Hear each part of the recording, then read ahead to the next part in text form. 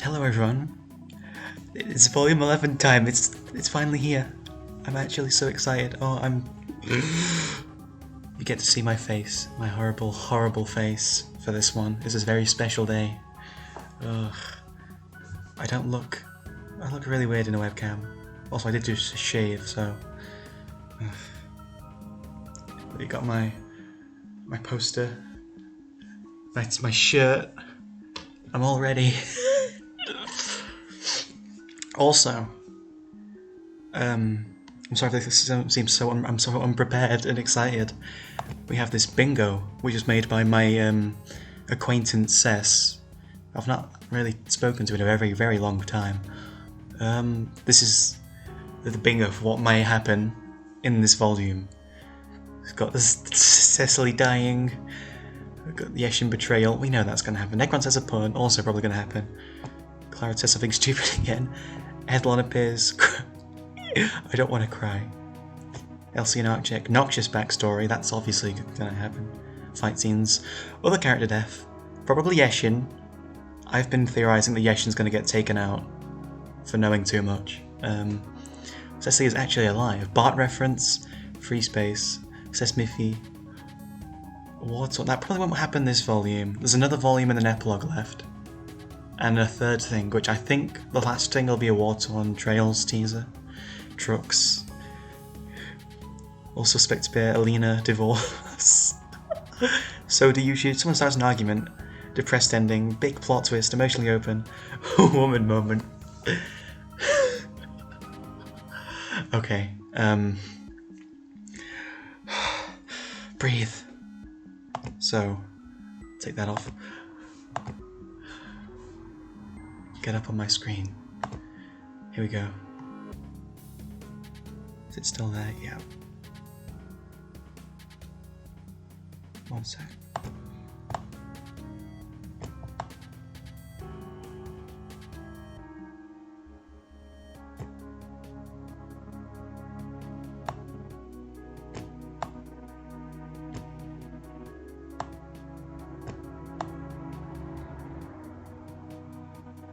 That should be okay. Okay, let's go. Am I recording?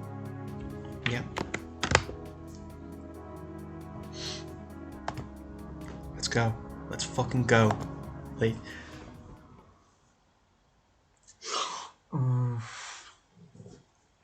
It's been so long. It's been since fucking January this year. We've been waiting. Also, couldn't tell I'm in my university accommodation. I'm in uni now. For fun and profit. Oh my god. Just Yeshin. Zimort. Male. 8 sweeps old. Green-blooded olive. Citrus type Santu-C. Dissolve. Known alias is Noxious. Obnoxious antidote. Could have been present at the corporate awards night where he purchased the information necessary to get access to the Vivifier's blood from an informant. An insider.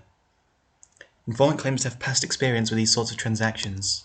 The informant is, your heart is pounding, your chest feels tight, so me too, Cecily. There is a longing inside you, an itch you've refused to scratch so far, growing more and more insistent the longer this case stretches before you. Also, I might have to be a bit quiet because it's pretty late and my housemate, I don't want to wake up my housemates. Need to see her, you need... Hey, who's that in the background there?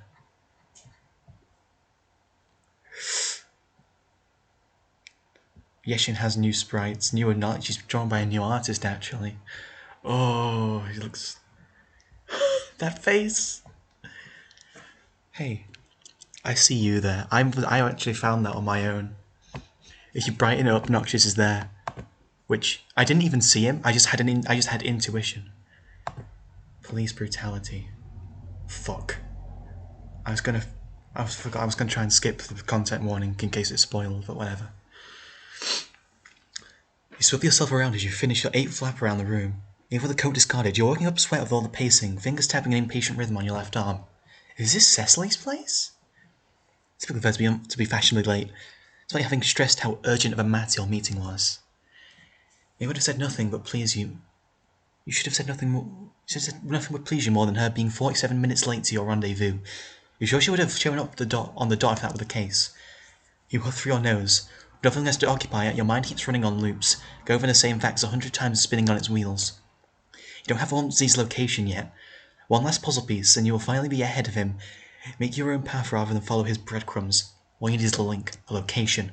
Focus on the case. That's your priority. The new stats updates from Crichton for a few days, and neither have you kept Sestro and Hamifi up to date with the latest happenings. I have no idea how close you are, and you will keep it that way. The possibility of a leak is too high. You can't risk this, not until the information is secured. You'll apologise for keeping them in the dark once you come back to the stronghold with a concrete plan of action, ready to be deployed. Where the fuck is Yeshin? Recall Yeshin Lavis. Oh! Nice fucking art. Was this, Neptune who did this? Do I recognise any of these OCs? I don't. Your left eye stings like a bitch. Barely a minute since you've already stepped aside this haunt, and already you regret it. Too many patrons, too much dust, music far too loud. Prefer not to think about the smell. Damn if you'll be back down though. Your day's been shit enough as far you need a drink, stat. Is this how you met Yeshin? You steal yourself and shoulder past the crowd, paying no mind to the glares directed your way. Quick once over and, yeah, you could take this entire bar with a hand tied behind your back. A shrill laugh pierces your eardrums just as you find an empty spot by the counter. A series of hoots, hollers, and guffaws follow like an echo. Your head throbs. Muttering a curse under your breath, focusing on trying to catch the barkeeper's eye. That's a splendiferous bruise thou art carrying, honey. The lilting song-like voice snaps you out of your private little pity party.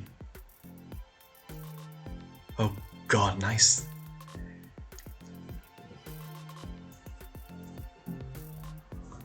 The first word that comes to your mind is gaudy, indulgently, shamelessly so. Ridiculous sheer shirt, low-hanging tailored pants, truly the unnecessary amount of jewellery to top it all off. The woman before you is a parody of wealth. A burgundy blood, you know, someone who have been given none of it. Whatever she owns, she must have gotten it by taking. A point of pride. Yeah, this is how they met, isn't it? Damn, she kinda... nice arms. That's so rare. What the fuck is this theme? What is this theme? Something you notice is that her cane is not just for show. Catch your last steps before she stops you by her side, lazily leaning against the bar. She favours the left leg. As she reclines against the surface, not even bothering to hide the way she's looking at you up and down, you realise that you... oh fuck. I can say the same about your limp. Blurt out the first thing that pops into your head. Is that rude? Do you offend her? You suck at this. A burst of downright mirthful laughter catches you by surprise, not only on account of how loud it is. First, that's a good sign. I can't wait to hear Noxious's theme. Ugh. Turn your gaze toward the lamp as you shrug off your coat, feeling your neck start to heat up. The woman hums, stretching the sound much longer than necessary before she replies. Mayhaps an exchange is in order. I'll tell thou how I got mine if you telleth me how you got yours. Glancing back in her direction, you turn the idea around in your head. She holds your stare, chin propped up in a manicured hand, radiating a self-assured smugness that is charming as it is infuriating. Apparently this volume's the longest one so far, I'm pretty sure. You scoff in lieu of an answer. Barkeep from earlier finally notices you're waving and you order yourself a Jack and Coke. She just keeps standing on the same spot right next to you, waiting. It's only after you take a long drink from your glass, the cocktail made strong, burning as goes down, that you speak up again. Took a punch in close quarters from a drug dealer. What is that from?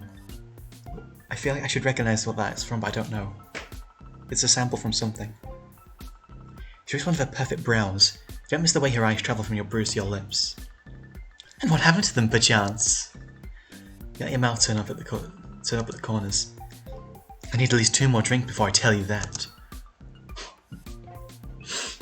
Ah, that Sprite. That fucking Sprite.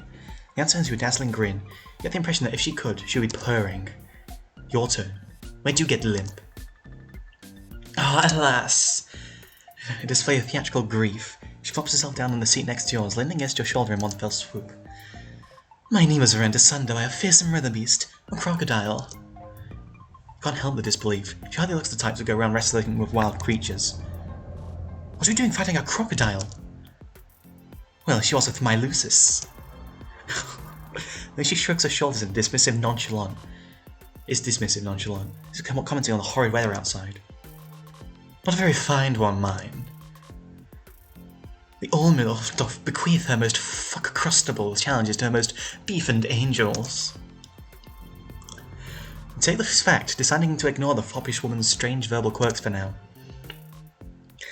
Your lips hadn't even liked you fighting at all, back when you were still in training. You can possibly imagine. Taking another gulp of your drink while waiting for the meet business. I'm sorry to hear that. It's such a weird theme. I felt this much. She was sorry to have done it by ye old end. Good. She untangles herself from your right arm, leaving behind a cold imprint in the shape of her body. So, sweetheart, art thou allowed to give me your name now? Good Cecily. Cecily Iopara. The way she smiles at you feels predatory, dangerous. It ignites something warm in your gut. Most pleased to knoweth now. To know thou, Cecily.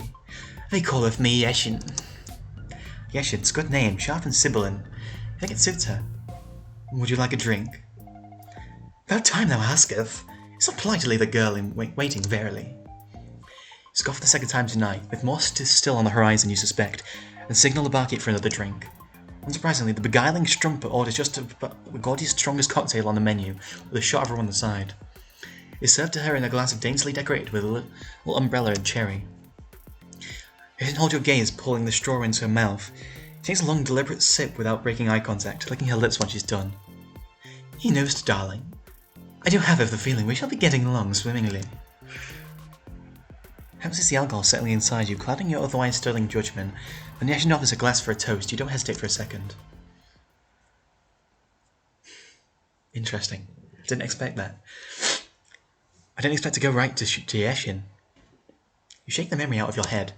One's been a constant fixture in your life ever since that day, due to a perhaps hasty courting process. Oh. God damn it, Cecily. So you can't bring yourself to regret it. She might be an absolute menace at best of times, but you'd be wise not to admit that she brings a certain levity with her wherever she goes. Perhaps irreverence might be the most appropriate term. I'm sorry I keep itching and touching my face, I'm really itchy everywhere. Either way, it's quality you distinctly lack. No one you have ever met can elicit you from such a fascination and disgust in rapid-fire succession. It's headache-inducing, eye-roll worthy, incensing. Take your pick. To funk you hear the buzzing of your doorbell. Yeah. Once, then twice, then many more times accompanied by some knocking. Loud, forceful knocking. Usually a cane has goddamn battering ram. A headache kind of day. Then, delightful. Despite the insistent cacophony, the moment gives you pause. Pardon me. You know what's waiting for you once you face the person on the other side of the door. It will be, well, it will be. Let's get this over with. March toward the front of your apartment in wide strides. Your face scrawled into your best reprimanding expression with a dash of put upon before you open the door. About time. Oh my fucking god. You can't find an exaggerated, delightful exclamation as you kiss me and throws her arms around your shoulders. Oh darling, how I've missed thine sorry behind. The sprites are scaring me. I don't like those sprites, their face is scaring me. Why is her face scaring me? You sigh, putting exasperated hands on her waist to support her weight. A familiar dance between the two of you, as natural as breathing. Sends a pang through your chest. Yeshin. My word, what has that been up to? You look like shit, sweetheart. As her right hand seizes your jaw, squeezing your cheeks together with the tips of her fingers, waved off with a grunt. What have you been up to? Why do I even start? World weariness washes over you, stifling the emergent fire of your resolve into a dull cinder. Your shoulders slump.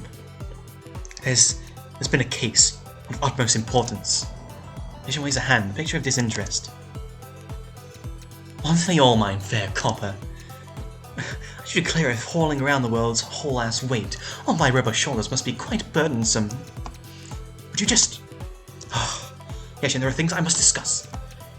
Cut you off with it, unimpressed. Oh, cheer up, wouldst thou? Oh, no fun when you get in one of thine moods. I do not have moods. He has the nerve to boop you on the nose. I do not just look dashing on you, lol. Methinks thou needest to relax, girl. She dances around you, quick as a fox, and wraps her arms around your torso. Oh, I recently added Yeshin onto one of my characters' kin lists. That was interesting. I even have some fun. Breath goes to the shell of your ear. Huh. And goosebumps run down the length of your arms. If our royal lawfulness hasn't forgotten the definition of term in my extended absence, that is. If I refuse to be going into any important matter before we inject some zest into thine system.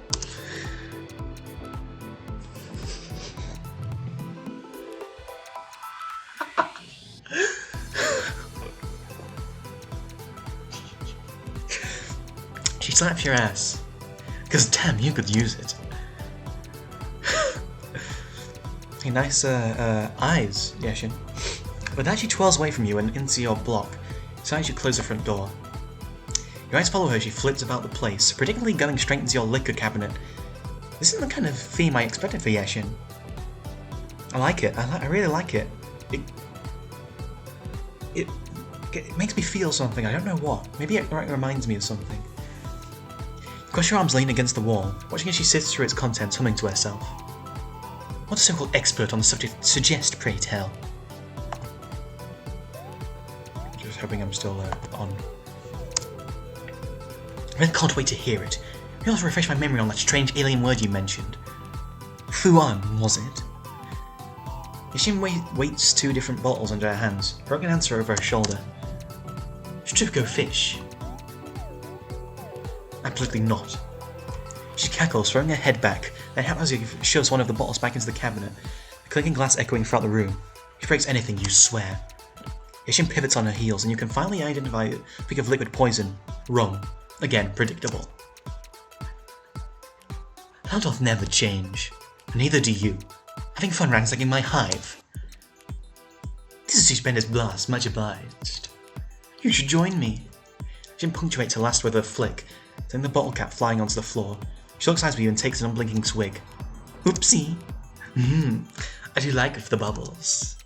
Unceremoniously, she sits herself down by the table, leaning toward you with a self-satisfied smile. Behind her is the case wall. Wouldst thou care for a game, darling? Your stomach twists itself into a knot. Go the fingers against the palm of your hand. Your old grounding ritual. Could you afford this selfishness? She already knows your answer. Very well. Last one, for old time's sake. Her smile freaks me the fuck out. I don't know what it is. You tear your eyes out and join her, angling at your chair towards your cosmesis. Basking in her victory, Yeshin produces a deck of cards from one of her myriad pockets.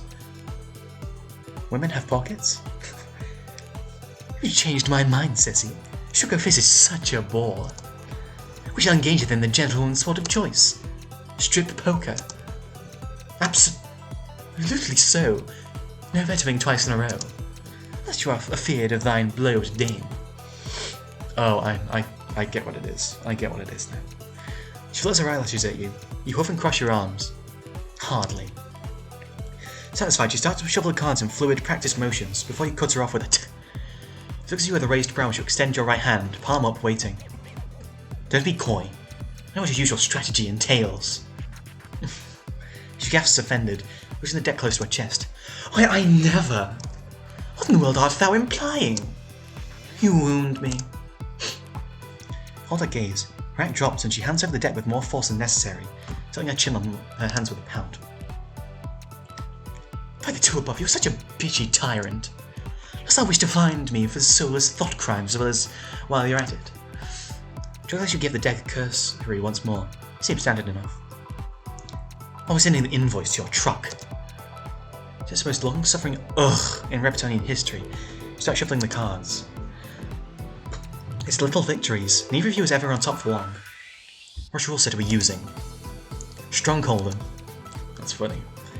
Quite lacking creativity, aren't we? Where are the tried and true methods? What are the most gigantimous flaws? Are we playing cards? Are we playing cards? You roll your eyes, dealing out 2 cards for each player before you set the deck down.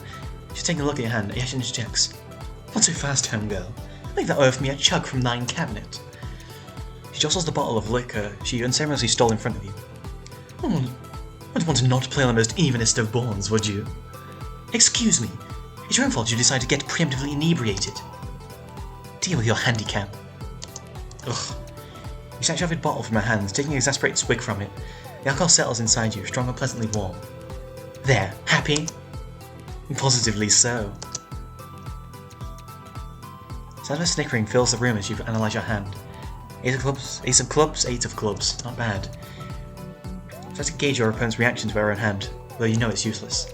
His poker face relies on the opposite of stolidity. All pout-sized grins, yawns. Every time she so much as blinks, your eyes wander from your cards toward her. Alcoholized and caliginously harried as you are, you're unlikely to glean any new information about the case. Unfortunately, you and your Kismisa's shared fondness for games ignites a different sort of instinct. Trying to keep the dignity intact as you make the outcome on top. Interesting. Open the pot. I'm in. And what, pray tell, art thou betting? Point to your waist. Thine belt? I must be remiss to deprive thee of thy handiest playthings so early in the night. Look again. Yeshin exaggerates her lean over the table in a manner too calculated to be casual. She sells a cheap perfume, imitation flowers long extinct. Place your gaze on the bridge of her nose, desperately ignoring the value of her cleavage, as her eyes trail your pointer finger forwards. Fine gun holster? Pooh, you puritanical whore! Oxymoron. It be thine Lucis. Fitting over like that, and I have no choice but to look at your cards, however accidentally. Honey, mine cards not of thine interest at the moment. She reaches to her end of the table with a wink and an obnoxious kissing noise, holding her cards close to her copious chest. I call thine mediocre gamble with this earring mine. Yeshin flicks one of her earrings, custom forged in the shape of your sigil. You can only imagine the kick she gets out dancing about her rogue's dens, all legs and glossy lipstick, keeps vicissitude with this chief regulator in flagrant display. This hardly seems fair. A gun holster is many times larger than an earring, and such ostentatious proportions. It's about the effect, my dear. I feel defenseless as a stray god without mine accessories. As wouldst you without the weaponry thou preposterously insisteth on donning in comfort of thy hive. They're not preposterous. They're tools of my trade. I rest in my case. Fine. Yeshin grins obsequiously as you deal the flop. I'm seeing words I've never heard before. Queen of clubs, 7 of diamonds, ace of spades. Hold a pair of aces, the highest possible, and a high 8 for backup. It's good progress. Enough to make you raise your bet. Folding it is useless in strip poker. Let's proceed with caution. Check. I think I know how to play poker? I don't know. I don't know if we're actually playing or not. Yeshin chews on the inside of her cheek, affecting injury to pride she does not possess. Same. Reveal the turn card. 8 of spades. Poker doesn't elicit the same concentration in you that chess does. Present the way the best strategies could be defeated by mere chance. Well, like I said, the odds have been swung so indisputably in your favour that you nearly betray a smile. So play conservatively for the time being. If you want to drag this out by betting ornament minute, you'll make her squirm through every second of it. Can I just check my audio levels? Yeah, let me just turn it down a bit.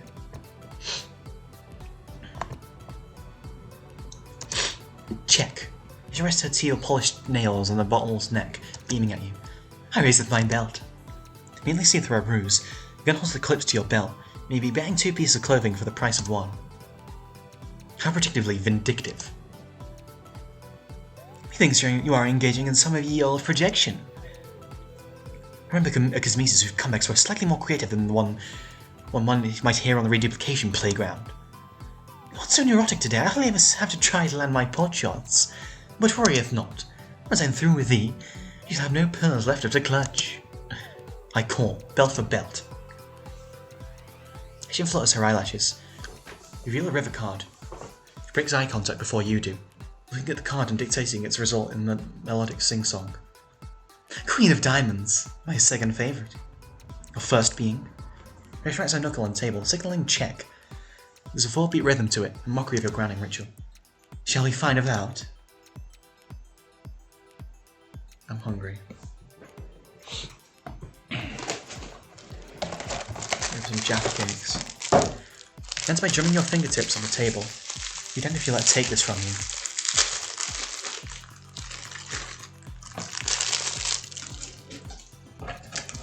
Sorry.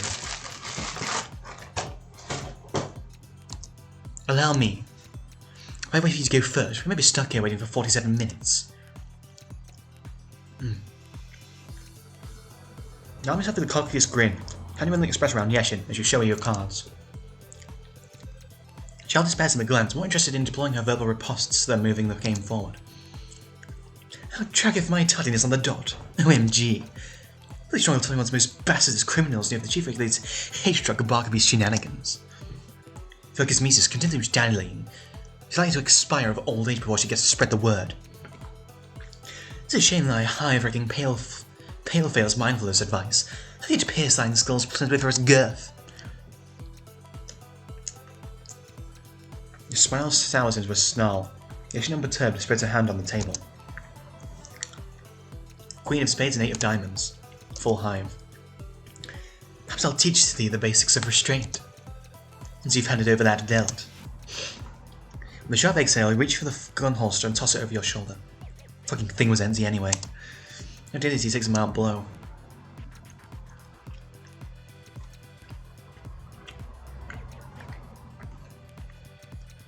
You try to take your belt off while sitting down. Try some unrefined manoeuvring, while you take that over, giving Yeshin the looks of admiring you as you undress. Because Mrs. side-eyes the spectacle as she chugs rum from the bottle. Hand over your delt, along with a considerable portion of your dignity. There are mean of tighter asks than even this leatheriest of belts. Perhaps partake in some liquid relaxation. If you tell you to drink, it's basically an unofficial rule at this point. Snatch the profit bottle from Yeshin's hand. Smudged red lipstick which stains the rim. Actually, that's pink. Then gentle warmth creeps its way up your cheeks before you've even taken a swig. Once she saw you blush. You Yeshin in the middle of reaching for the deck. What do you think you're doing? Commoners refer to it as playing poker, Your Honour. You're delusional if you think you're dealing a single card in this game. How to breaking the hallowed pronunciamentos of dealing order, what? Have the cover become the robber? Catch a cheater, one must think like a cheater. Yeshin gasps theatrically as you watch the cards. I wonder who else will be filming this little song and dance for over the past blink. A wretched habit of flirting with anything that has grey skin and horns. It's all ploy to make you jealous, even though you know she could never take it further than coquetry. You have to know though. Glance at the case while out in the corner of your eye. I need more. I'll just buy some more after, because I buy my own stuff now, did you know that? I have to go shopping, it's crazy. Have you busied yourself in my absence? I'm not entitled to privacy as an innocent citizen consumer. You've never spent a day in your life abiding by the law. Oh, thou hast yet to prove otherwise. Focus on rifling the deck one last time, giving the rum swirling around your thinking pan ample time to wash away the anxiety of proving otherwise. Maybe I should go get a drink. You know what? Fuck it. Be right back. Got me some cider. Let's go.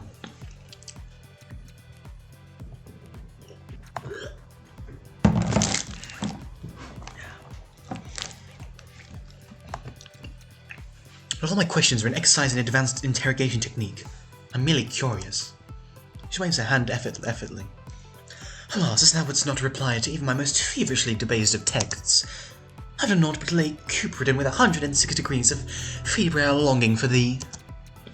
Mine constitution haven't been the same since the war. Doth thou endeavour to slay thine poor Mises?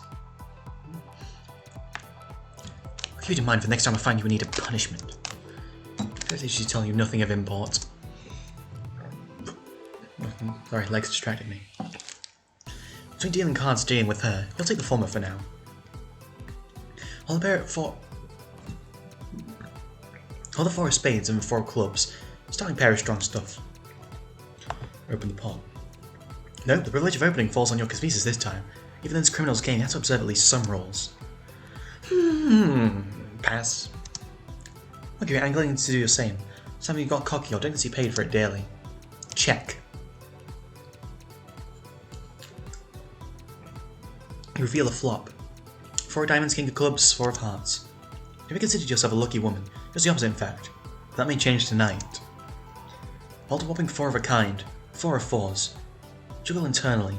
Externally, of course, you remain impenetrable. Even Yeshin, who took a full high from last round, wouldn't stand a chance against you now. I raise of this shirt. Quirk an eyebrow. Still wearing your jacket. Unlike all other occupants of this depression den, I'm no prude regarding clothes removal order.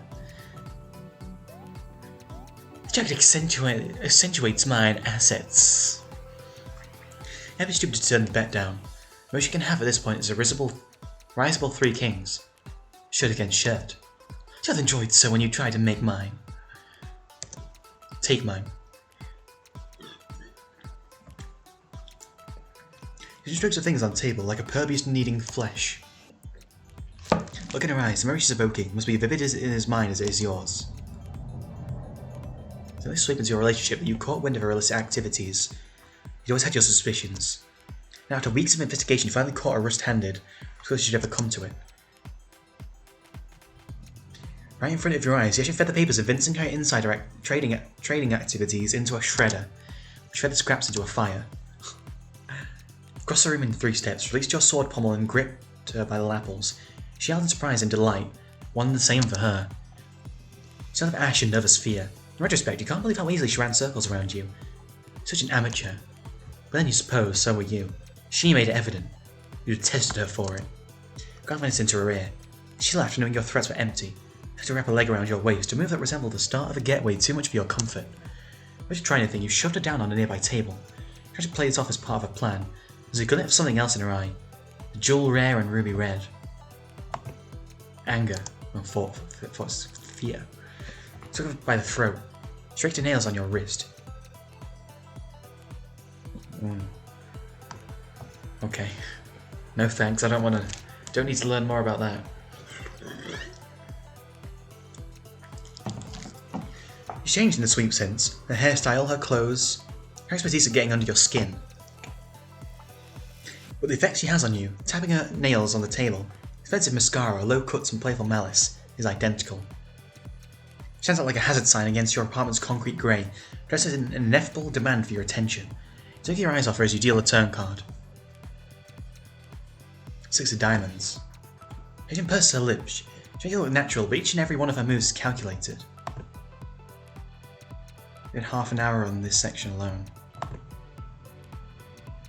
It's how you know it's not an accident when she reaches for the bottle and instead knocks over half the deck. Oopsie daisy. She tries to rearrange the deck. You seize her by the wrist. Absolutely not. Haven't thy dealing hand grown tired? She stares Yeshin down. She has a further retort, it dies on her lips. She uses her hold on the cards with a sour humph. Take the deck, separating the face-up cards. Refill and cut the rest a few times. Then restore the game state to its original position. She doesn't even try to quibble about game state inaccuracies. She knows your memory is flawless. Feels slightly bolder. You deal the river, 5 of diamonds. Even grins her Savannah Beast grin. I proudly announce my possession of a straight flush. You roll your eyes. And I expect you believe I will discard my hand in response to that. It's what one does when defeated. Unless thou hast a royal flush. Lol. Unfortunately for you, I'm familiar with the distinction between claiming a high hand and actually having one. Smiling, reveal your 4 of a kind. Breathe them and weep. Oh, weep I shall. Yeshin smiles immutable. Feel a pang of fear, but brush it away. She could possibly have been. Nearer there it is. 2 and 3 of diamonds. Straight fucking flush. Tears of joys, that is. Ruffle. You're gaping. Fans click together when you close your mouth. There's no way she's not fucking cheating. Due to her infuriatingly spoken out loud slang, Yeshin is nearly rolling on the floor with laughter. Her tinny guffaws are a drill bit in your ear canal. Pardon me. You struggle to undo your shirt's buttons. Your hand-eye coordination is drowning in booze. Moving on to the second button, exposing the beginning of your cleavage. She starts clapping her hands, whistling as if you were merely her entertainment. Ooh!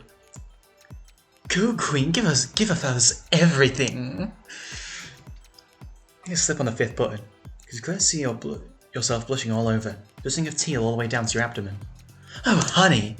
Because know your leave of absence hath left thine washboard untouched. think you're done. Then you're still buttoned cuffs catch on your wrist.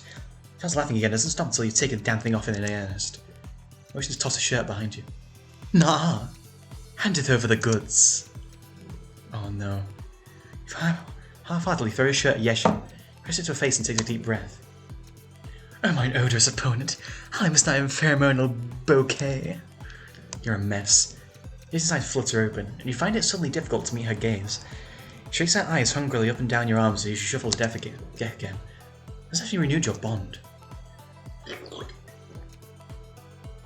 You to answer that question with your perfect recall intact despite the alcohol, or would you rather not? Shall we go again, or has thine thirst of humiliation been properly slaked? You're the one that proposed this damn game, and you agreed. Because you hate me so much. I fucking hate you, but not in the same way.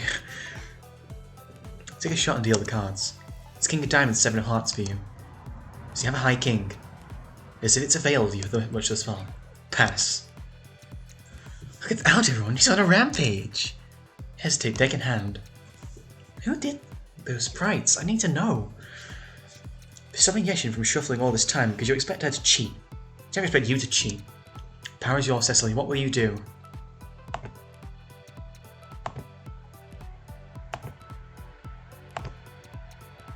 Fuck it. Look at you, brought to the level of a common criminal. No, you're worse. This criminal knows how to cheat. The other hand, been staring uselessly at deck for a full second. Relax, Cecily, it's just a sleight of hand. Dexterous with your fingers as you are with your blade. Show the deck for another riffling. You slightly turn the deck towards you. Inside the card below. Ace of Spades you could use that. Reach for it, nibble his feather beast in. Oops, no, it's on the table now. What would be this? Slip the hand. It lands honey and vinegar in expert proportions. On no one's hand slippeth like that. To a rousing hurry, don't have a retort. Use your gaze on the table. You're burning all over. A single toosy-woosy caught out a line, and you blusheth with such virginal vigour. Not to know a flush of the flesh don't count in the game of poker, ship or otherwise. I'm dropping out of this pot. Pardon me. This is why the way thy regulators poker nights. Here we punish cheaters our own way. Here, we're in my apartment. Thou art dueling me. She bats her eyelashes. You steel yourself for what's coming. Abruptly, you prompt her to make the grand reveal of a quirked eyebrow and sinking feeling in your gut. Well, thou must buy in. It needs I remind you. I had but one piece of apparel left to forfeit. As you intended to be a killjoy about your socks as well. I'd allow it now that you are the cheater and I'm the law. Squeeze your fist and breathe hard. The alcohol boils in your hand. Change your pants. What else? You'll regret this. I was dearly hope I shall. You deal the flop. 5 of hearts, king of spades, 3 of clubs. Pair of kings for you, though you daren't ride your hopes on it. With every card thou dealest, I picture thee further and further pantsless. Don't catch your cluck-piece produce before it materializes. My mind is fixed upon a creamier sort of protein at the moment. Drink. You smash the bottle out of her hands and chug it to near empty.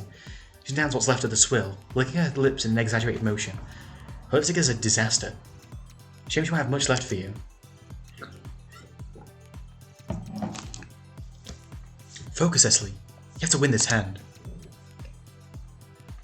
Turn, Jack of Spades. Like it for you. Can't you start drumming your fingers on the table? You know you can fold any time. That would mean giving up the bet. Oh, you don't have to tell me that. You can have an eye roll for your cosmesis. Just grit your teeth and slam the river card on the table. 10 of Spades. Then lift your gaze off the spread before you pushes your cards in your face. Was it thou accused me of earlier? Accused me? That your horrid little pets to blight upon my entire life? No, less earlier. 'Twas dallying, my dear. As thou said, readeth and weepeth, bitch. Eyes glare over as you read Yeshin's hand. She has a queen of spades, and an ace of spades. It's a fucking royal flush. Possibilities are infinitesimal. She's been cheating. As well as you can't even figure out how. She probably had the cards under her finger, didn't she? Threw her paltry cards at Yeshin. Catch her right in the face just as she begins doubling over with a fit of laughter. Ruffle Mao! Oh, Ceci, you can see the look on your face right now. Have thou thrown a tantrum of such Brobdingnagian proportions? Shut up. Maketh me, but not before you've removed thy pants. Shut up! You stand up, supporting yourself on the table as you struggle to take your pants off. Don't tell you that you're drunk. You hop one leg graciously out of your pants, taking half of what's left of your bruised decorum with it. Yeshin gets up and makes her way towards you, looking you up and down with shameless zeal. Do you plan to take those off by thyself? Yes. How will you catch me with your hands busy? What? I'm just about falling over from drunkenness. Whoop! She drapes herself over you, arms wrapped around your neck. She now smells like rum, cherry lipstick, and something that makes your soul dance. The gleam in her eye betrays lucidity far beyond her purported inebriation. You sever light in your arms, with her weight in the way, the tingle of her nuzzling up to the sensitive crook of your neck. It's not terribly difficult to take your pants off. The mortification is complete.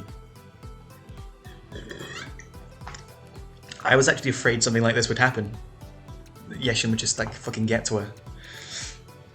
Still clothed hips are warm against your bare thighs. Place one finger under your chin and tilt your face toward her. Follow the lines of her collarbones down to the shadows gathering in her sternum's hollow, an invitation into the abyss. She radiates danger. That makes the sound of your blood pressure pump in your ears. The addictive kind. Eyes are up here, honey. That's not where you want me to look. Of all the delightful objects and organs, thou could place me in my mouth. You choose words. Oh, my dear sweet stripped and saucy Sezzy. I thought thou always played to win. Seize Yeshin by the neck and run your thumb over her larynx. I don't know what that is. Good as spades digs the tip of a nail into your jaw, carving a thin lifeline in teal. Curl like use of dead, shredded skin. Burn of a rope held onto in desperation. Slide your hands up to her thighs, pull up closer and breathe her in. They gotta fuck. Head is throbbing. Once again, you're reminded of the reason you don't go to spontaneous, ill-advised benders anymore.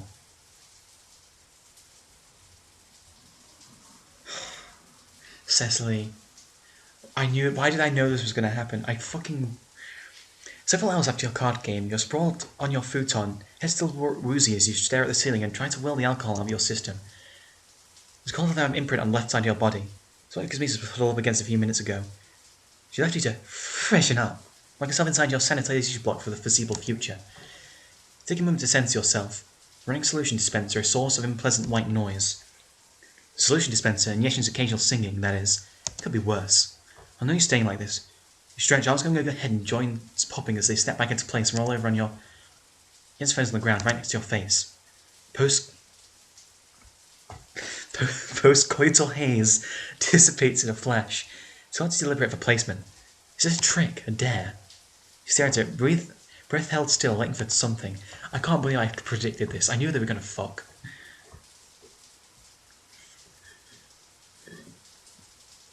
Nothing happens. The solution dispenser is still on.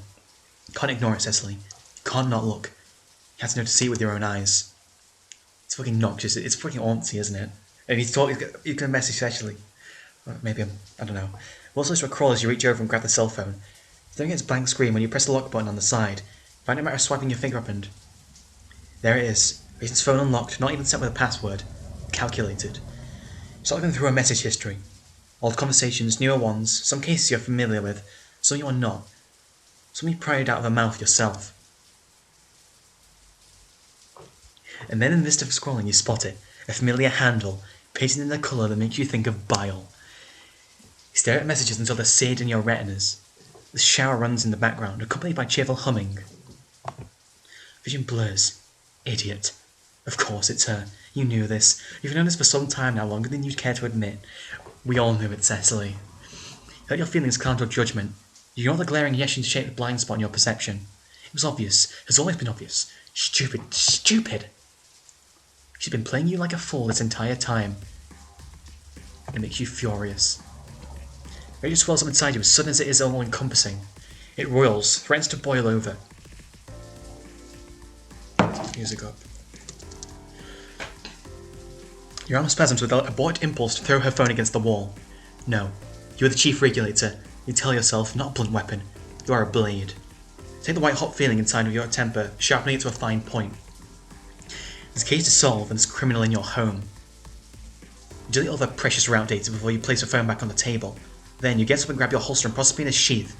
You walk toward the sanitization chamber door. Ready your weapon and you wait. Oh no. The solution dispenser turns off. I wonder how Noxious and Yeshin would, interact. That's a weird interaction to imagine. Some gentle rustling and the padding of soft footsteps. Yeshin opens the door and the ammonia-scented steam wafts around her. She stopped in her tracks, avoiding impaling herself on the tip of your sword. Oh god, this song. Her immediate reaction is to blink at you several times, almost disbelieving. She glances down the edge of the blade, pointed at her throat, and lets out a low chuckle. Well, well, well, aren't we spicy today? Aren't you gearing thyself up for round 2, art thou? Art thou, you little wench? You press Proserpina against her, almost hard enough to break her skin. A smile drops. Okay, what's going on here, girl? I like it dangerous and all, but you look like you might actually mean it this time. Getting some real platonic hate vibes right now. Shut up. Stop talking. Hope calls up in a mild distaste, but you don't give her a chance to get a word in. Do you realize the magnitude of what you've done? Which the information broker sidekick might have unleashed upon the planet? How many lives are in danger due to your pointless law-breaking and thrill-seeking? Do you even care? The words hang between the two of you for all 2 seconds before a guffaw bursts from her mouth. You watch mute as she wipes a fake tear from her eyelash and puts her hand on her hip, shooting you a pitying look. And this is where the fun part comes in. Cecily, let me buy that crap about the spooky vial with magic powers. It's a stolen thing, love. And thousands of things get stolen every night. You grit your teeth, and leave your skin your blood boils. Sure, it's a valuable historical artifact or whatever. And I see you give a great deal of shit about academia on the regular. Correct me if I'm wrong, but you hardly read it all. Don't interrupt your brooding. Slamming her left elbow against her collarbone, pinning her to the doorframe in a brusque motion. Her back cracks, sound echoing through the room, and she lets out a pained grunt through her grit teeth. You have no idea what you're talking about. I've been on this case for over a blink. I've interviewed suspects, I've searched far and wide. Oh, is that what this is about, Chief Regulator? Do you want my testimony? She spits a word of venom, glaring at you, smile as sharp as a knife.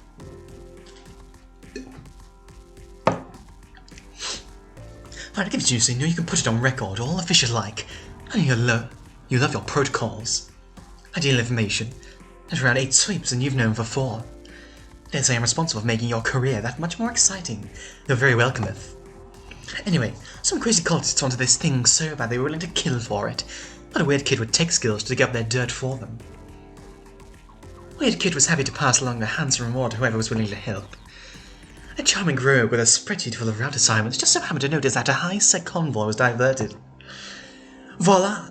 There's your case. Wrap it up in a bow while you're at it.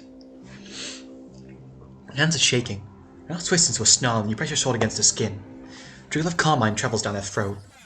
She holds your gaze, prideful, never breaking eye contact, daring you.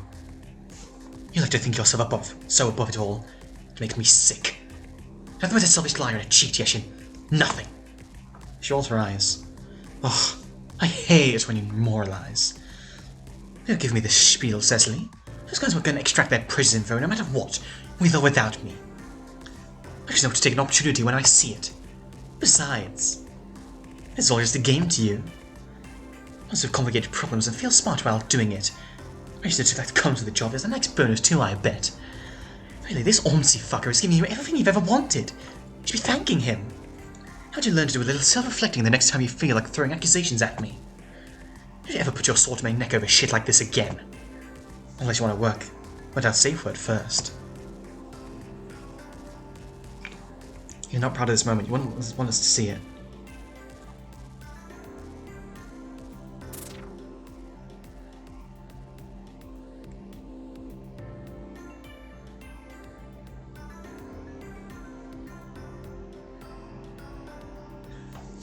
Cushion red decorates her cheekbone. Adrenaline burns in your veins. Pulse erratic. Blood pressure hammering against your ribcage. She lifts her hand, clutching at the void where her left eye sat moments ago and starts. Laughing. Oh god. Yes, laughing, like she just heard the most side-splitting, hilarious punchline of her whole life. Val calls at your throat, but you swallow it down. You have time to feel sorry. Not for her, not for yourself, not for Riverton. You have to find Ormsey Mort. You have to focus on the case. You have to leave. In one-eyed gaze, a highway flare, piercing like an accusation, drills into you as you slip your coat over your shoulders. A dulcing voice, faux saccharine, follows you as you exit through the door. Love felt, sweetheart.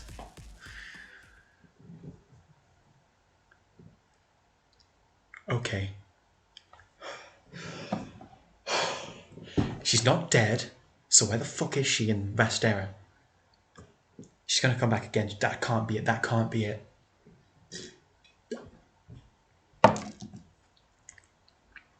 I'm gonna eat my shorts. Some dang impressive regulating. Leave a deep sigh, grateful when it gets swallowed by the roar of the engine. Wish you could share his enthusiasm, but you feel hollow, gouged out. Every bit of you scraped raw and aching. Your early anger is drained out of your system along with the adrenaline. The absence is as painful as a phantom limb. It doesn't matter. Not long now. You've just finished reporting the latest developments to Necron. You received a call from Crichton regarding the information you needed. You have Ormsey's... Pardon me. You have Ormsey's location. Good. Trying to think about how stilted the call was, or how the tension was almost a palpable third participant in your conversation. But you should try not to think about lately. Tell us if you're in the right. You did what was necessary, and if people disagree with it, well, that's hardly your fault. You don't okay, boss? Looking real grim. I'm a professional. See, I should be whooping and hollering for doing my job. Well, ouch. You think that might be a healthy dose of excitement, Regulator. It's been a tough case. Heck, we've earned as much.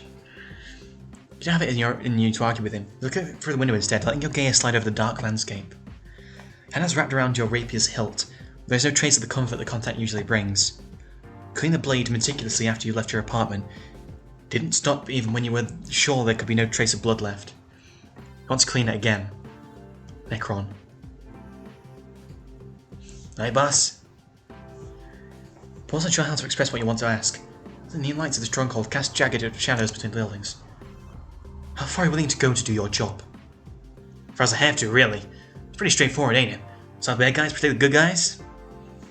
It does sound straightforward when he puts it like that. Plain under sentiment would be endearing if it wasn't so hopelessly naive. It's part of you that wants to make him see all the shades of grey between his black and white. See you. Maybe if he does, he'll tell you that you're still one of the good guys. Maybe it'll be yet another confirmation that you've been right to work alone. How do you tell them apart? He opens his mouth to answer, pauses, closes it again. He lets out a brief chuckle as he mulls over the question. You know, I thought there'd be a simple answer to that one. It's not that ifs and buts, ain't there? There sure are. At the end of the day, I reckon it's a matter of how many people you hurt and why. Everyone ends up hurting others at some point. There's a lot of hurt, and they do it on purpose. Obviously not very good, right? Hurting people for fun, that's kind of shit. This is a no-no. People who end up hurting others part of their duty to protect the vast majority. Casts you a long sideways look, and not to notice. As if someone uses their duty as an excuse to hurt others. It's not very good at fulfilling said duty. Protect the vast majority all's well and dandy. You can't go around hurting people who are also part of that majority. That makes sense? Yes. He's much too young to realize how impossible this is to put into practice. It's a lofty ideal, to be sure. Lofty ideals only get in the way when you need to make tough decisions. When all said and done, I'm trying to make the sort of decisions that keep me a priest myself, you know? I feel full short of what I believe in, because I wasn't strong or fast or smart enough to do it. Because I compromised what I thought was right. I see. It's easy to let yourself believe you and Necron are similar. You can see your younger self reflecting in him, but you're not. It's clear that at your core, you're very different people. A meaningful, lasting understanding of any sort is inherently impossible. The rest of the ride passes in silence. Yeah, going to them. A hot gust greets you in Replicon Corporation's halls. Conditioned air creeps around your exposed face and doesn't quite reach the back of your neck. Coastal temperature regulation systems battle the season to calculate lukewarm. Maintenance drones live longer. Bureaucrats can pull triple shifts without collapsing. Summer or winter, here your coat is always comfortable. Barely been blinked since your last debriefing. Truth, only a little over a week has passed since you reported the Valhotel Gertier incident. Hardly awake then, perched for balance on the shoulders of a rambunctiously victorious Necron, the Corporation's antiseptic ambience breached. It's been blinked since you've had a normal debriefing. I wonder if I'll see Valtel in this volume, that'll be interesting. The uninterruptible din of office life harmonizes the clack of your boots against the tile. Ring binders snap open. Chairs squeak. Some distracted soul spills soda straight from the boiler on their slacks. Fresh death pours into the abandoned masonry beyond city limits. Tumators floating on the river of countless suicides. Warmth of ebbing like life scalds a rainbow wound across Stronghold 21's blanket of snow. Oh. Corporation headquarters towers hundreds of floors above street level. From this vantage point, Stronghold 21 is a panoply of nightlife colour. No details to make out. No corpus gone cold in the snow. The city bleeds. Its blood pusher, none the wiser, keeps beating. You hear a steady rhythm from the shadows, the invisibility of your work a mark of its efficiency. Take pride in efficiency. I'm sorry I'm not gone tired yet. Welcome, Cecily. So maybe they sit across from each other, facing the occupied chair near the door. That's a surprise. Usually debriefings entail Miffy alone. Please, have a seat. You don't have words to inform him that you prefer to stand without sounding snide. You have hope yet that this will be a normal debriefing. Attending your superiors is unlikely to help with that. It's good to see you in fine health. Joe's ill-hidden grimace betrays him. At best, your current state would be generously described as in one piece. I recovered from the worst of my injuries. That's good to know. Got a bunch of new Sestros fights. Considering maybe exchange looks, something passes between them, something you can't quite pass despite having attended them since Grubhood. Maybe turns toward you. That look you know well. Would you mind summarising the events of Operation Snowbound Blood for us? You would like nothing better. Recall Operation Snowbound Blood. Close your eyes and sink into the dark. Are we doing this again? Yeah, we are. Oh my god, we're getting... I love this. I love this already. On the 12th night of the first Eigenblink, the Corporation received an automatic cargo truck emergency signal originating in the northern wastes. The truck's driver and both its guards were found executed with no signs of struggle, and one item was missing: a filter that vivifies blood. Nothing was disturbed, suggesting that the burglars were aided by the insider information. On my way from the crime scene to Corporation headquarters, I received a call from an unidentified figure. He implied my personal involvement with the case was not a coincidence, provided me with an address to visit within 2 days. During the interim, I interrogated suspects from a list provided by Miss Hegrick's. Rabbi Colden and Siraj Feltry. Considering informing them of Siraj Feltry's criminal past. Siraj had entrenched herself in a perfectly middling management position, content with making her mates pretty happy. I'd be quite lost about her. Could never settle for such bloodless redemption, but perhaps she can. Both of which turned out to be dead ends. I just big con Crypto, despite his storied past as a dealer of illicit goods. One of these days, Crypto. One of these days. 2 days after receiving the anonymous call, headed to Idolic Acres, a farm hosting a small group of children led by one husky Maisie. Using another anonymous taunt, sent a personal acquaintance, Auric Roust. Having received ultimatums of her own, Roust equipped her hive's entrance with an automated defense system, which unwittingly turned upon me. Very ostensibly levelled at Roust, it had in fact been an elaborate ploy to eliminate me. I avoided sustaining anything worse than moderate injuries and received first aid once I had assured Roust's safety.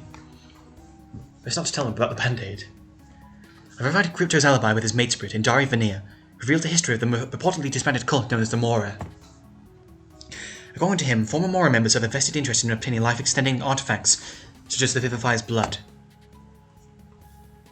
I secured more extensive healthcare from my Mora, Mashiri Libeta, as well as a series of potential leads to pursue. My second orders, I paid a visit to Osh's Colliad, a hemidog with no corporate employ. Her maesprit Elsie Rains, the Vivifier's only descendant, whose birth marked her ancestor's death. She was irrevocably entwined. What protection you've been tasked with? Willem Hedge is the fate of all Ripton, so the executive told you. But you are not acting on his word alone. With your protection, Rains and Colliad will receive what every bond deserves: freedom from the turmoil of corporate politicking. So don't be pawned in someone else's game. To go off the record. Dr. Colliad's life extension research, though suspicious of the glance, was unrelated to the case, suggesting he might investigate came from none other than my anonymous harasser, who contacted me as I left the doctor's hive. I Follow his directions to Catalyst Rancor's hive. August knows himself as a seller of potions, none of which held a drop of vivifies blood. Well, he supplied me with a name for my pursuer.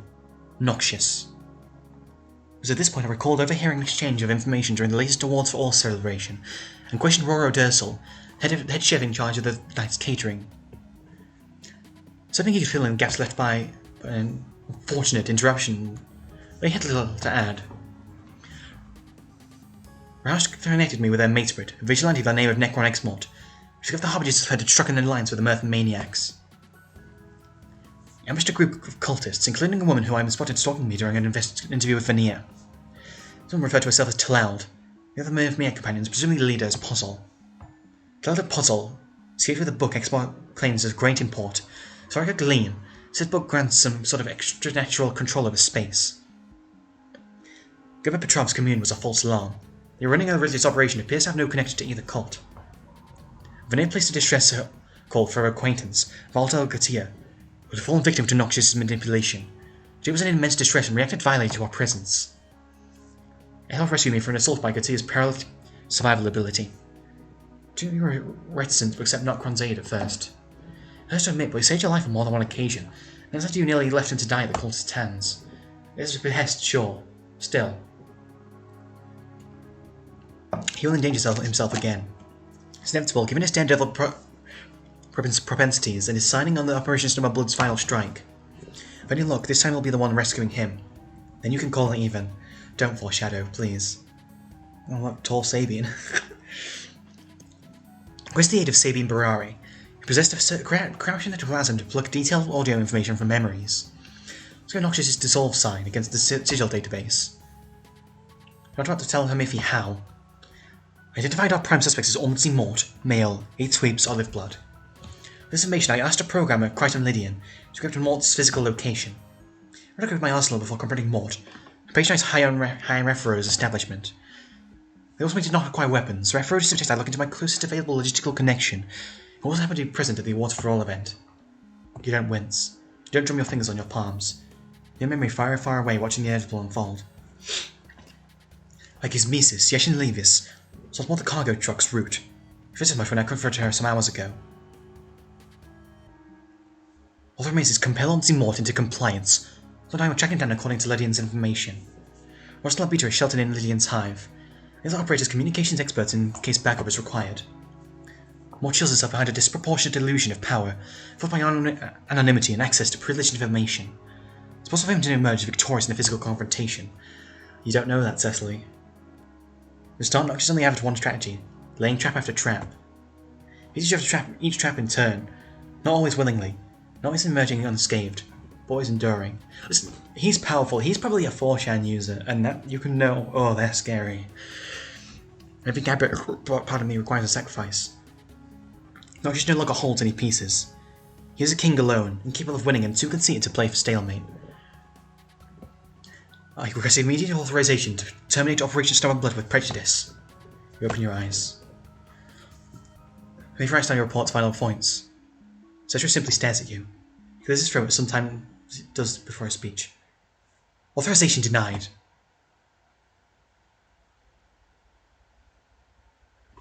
It blindsides you like a few things ever do, like deferred pain in discovering a stab wound to your ribs after a fight. Miffy, on autopilot, scribbles a final pen stroke. She looks up at from her clipboard, wearing a rare expression of transparent shock. Mr. Enthal? Cecily, you look just like what your profession warrants of you.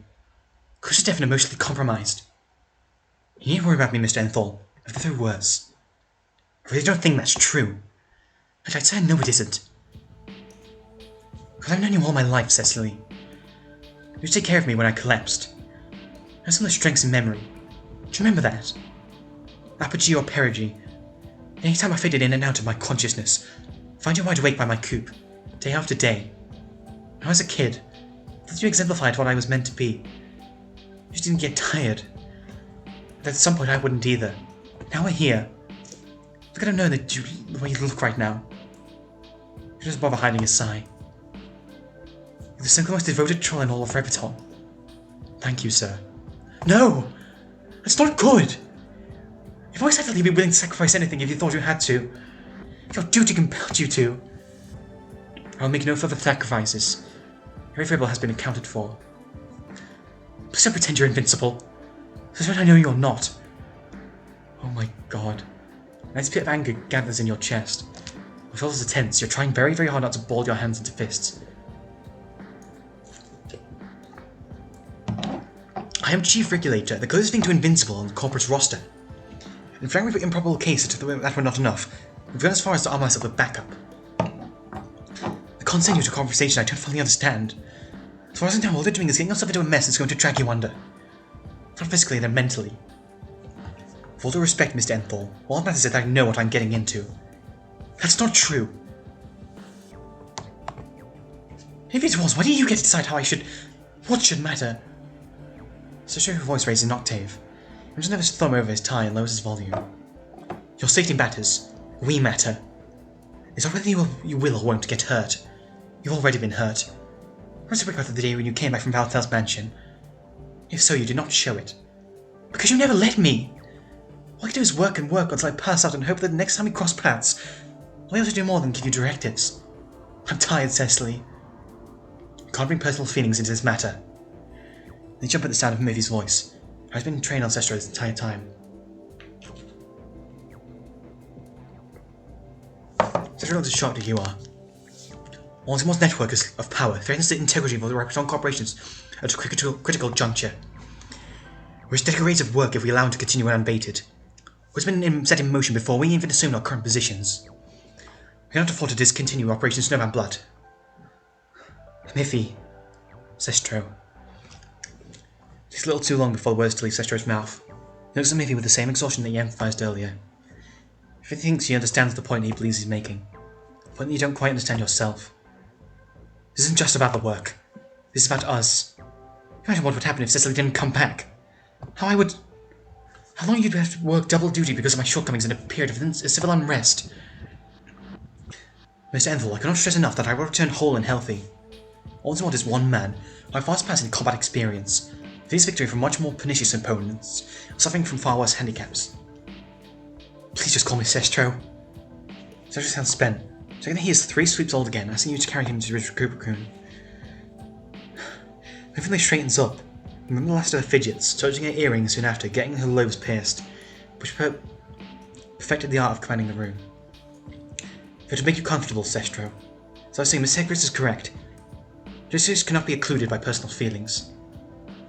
Cecily, you're not just a justice dispensing machine. I'm not sure what you want me to say here. You're a person. So every other goddamn one of us. Just like me. I don't understand this if it's necessary for you to grow out of this mindset. You scoff. It's not diplomatic, but you can't help it. Everything Cestro understands about necessity, he has learned from you.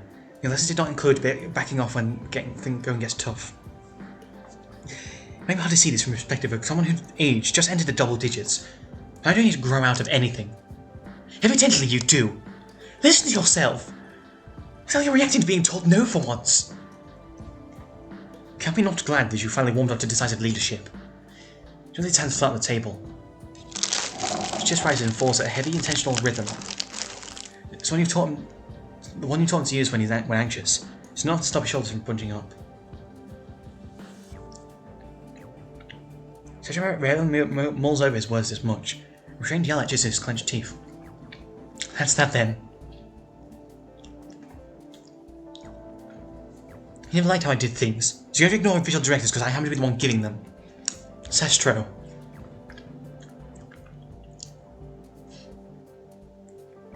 God. You're willing to take care of yourself if I convince you I'm strong-arming you into it.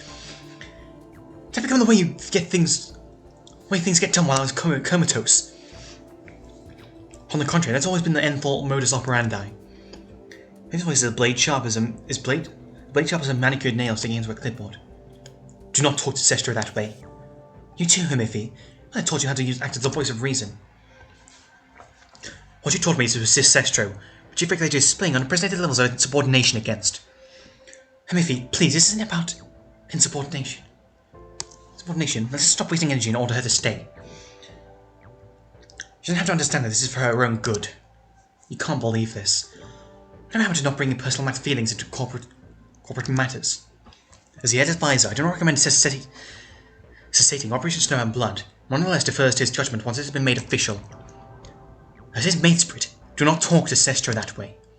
As your mentee, if he looks you dead in the eye, what she used to during training, in a heavy second before LA.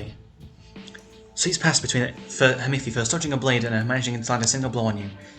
She'd lock eyes with you, all bloody-minded grit, and you knew she had it in her. You always knew. You never want for heavy makeup. She done that herself. I know you would never approve this behaviour were you in a reasonable state of mind. This is a farce. I busy myself a half a blink and you go soft. I work tirelessly to protect the people I care about, including you. You'll just put me in harm's way over and over. It's disobedience to my orders. What against following Nox's instructions? By your admission, following them nearly got you killed more than once. Glaring at me isn't warning me. If I communicated more clearly, you should have been more cautious. Action over apology, Hamifi.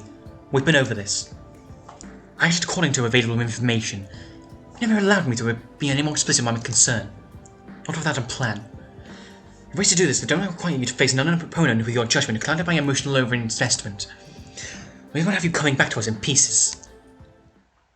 Because that's worked so fucking well for me in the past. Your solar plexus burns cold. Every muscle in your body is locked helpless, shredded apart atom to atom by the inexorable weight of memory pulling you into the ground. Hamifi reels. Grip on the clipboard relaxes millimetrically. She processes the immensity of what she just said.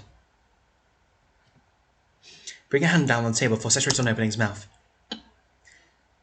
I've stood by as your negligence kills the people I care about one too many times. And yes, I mean your negligence, Mr. Enthal. I abandoned my tenure as Chief Regulator upon the completion of Operation Snowbound Blood. If I must expedite my resignation in order to operate it unhampered by the morals of your decision, I will. Repton Corporation has taken Alina, taken 12 seats of my loyalty and more pounds of my flesh than I can count. But you have yet to take Proserpina. Cesar swallows for a massive knot in his throat. His hands are wrapped tight in a fist. His nerve isn't so easily found in a sea of factual outcome. Never has he raised his voice to you before tonight, or content to soak in those without your similar penchant for knowledge would take as social ennui. He should tell you all about what he learned while rigorously studying tomes inscrutable to those not destined for them. You were there when he finally unlocked his corpora. That's when he showed you crafted projections of your working schedule on a week-long past, because he memorized it for you and there were only so many people he could show his pride to. This is not the same boy once knew. Oh, not this again. Not this again. Cecily. I didn't kill Lena. Please don't do this to yourself. Don't do this to us. This is about Alina. Every pissed blood pusher, every case closed. Life over blood and thunder in her name. Her.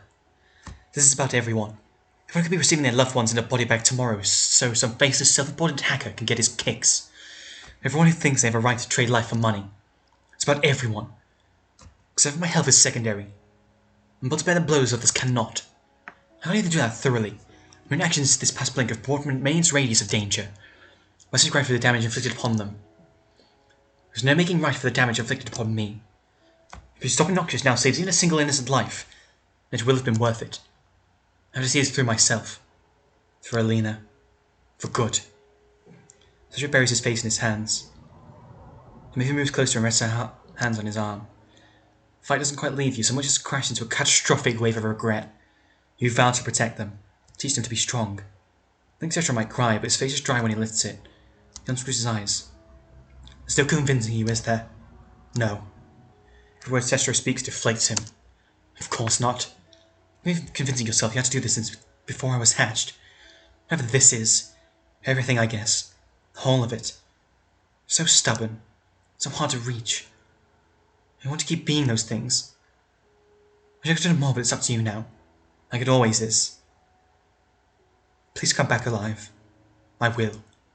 Promise it. If you kneel and scoop up both of them into one great hug, the way you used to. This difficult punishment separates you. She eyes in the bed between Zistra and Murphy. Promise to make things right. I always keep my promise.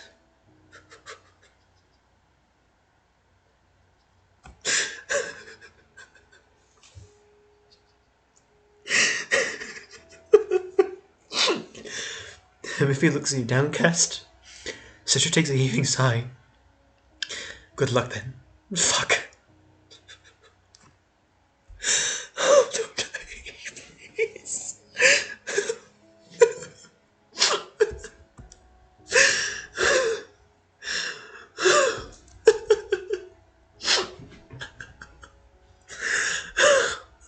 There's one thing off the bingo. You open the door to the conference room with deliberate calm as you thumb your gun's outline, tucked in your holster. Like some of the regulations forces more gauche elements, you don't notch the handle. 222 kills, confirmed over the course of 103 successful operations. 1 to go.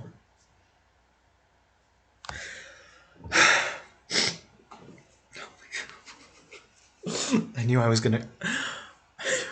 I don't even want to think about what's gonna happen. Like, I don't.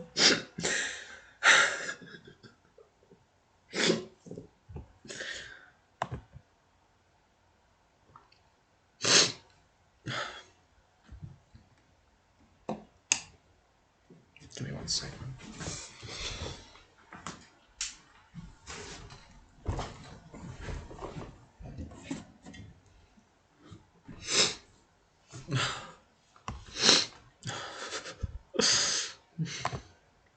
I've inside I can see.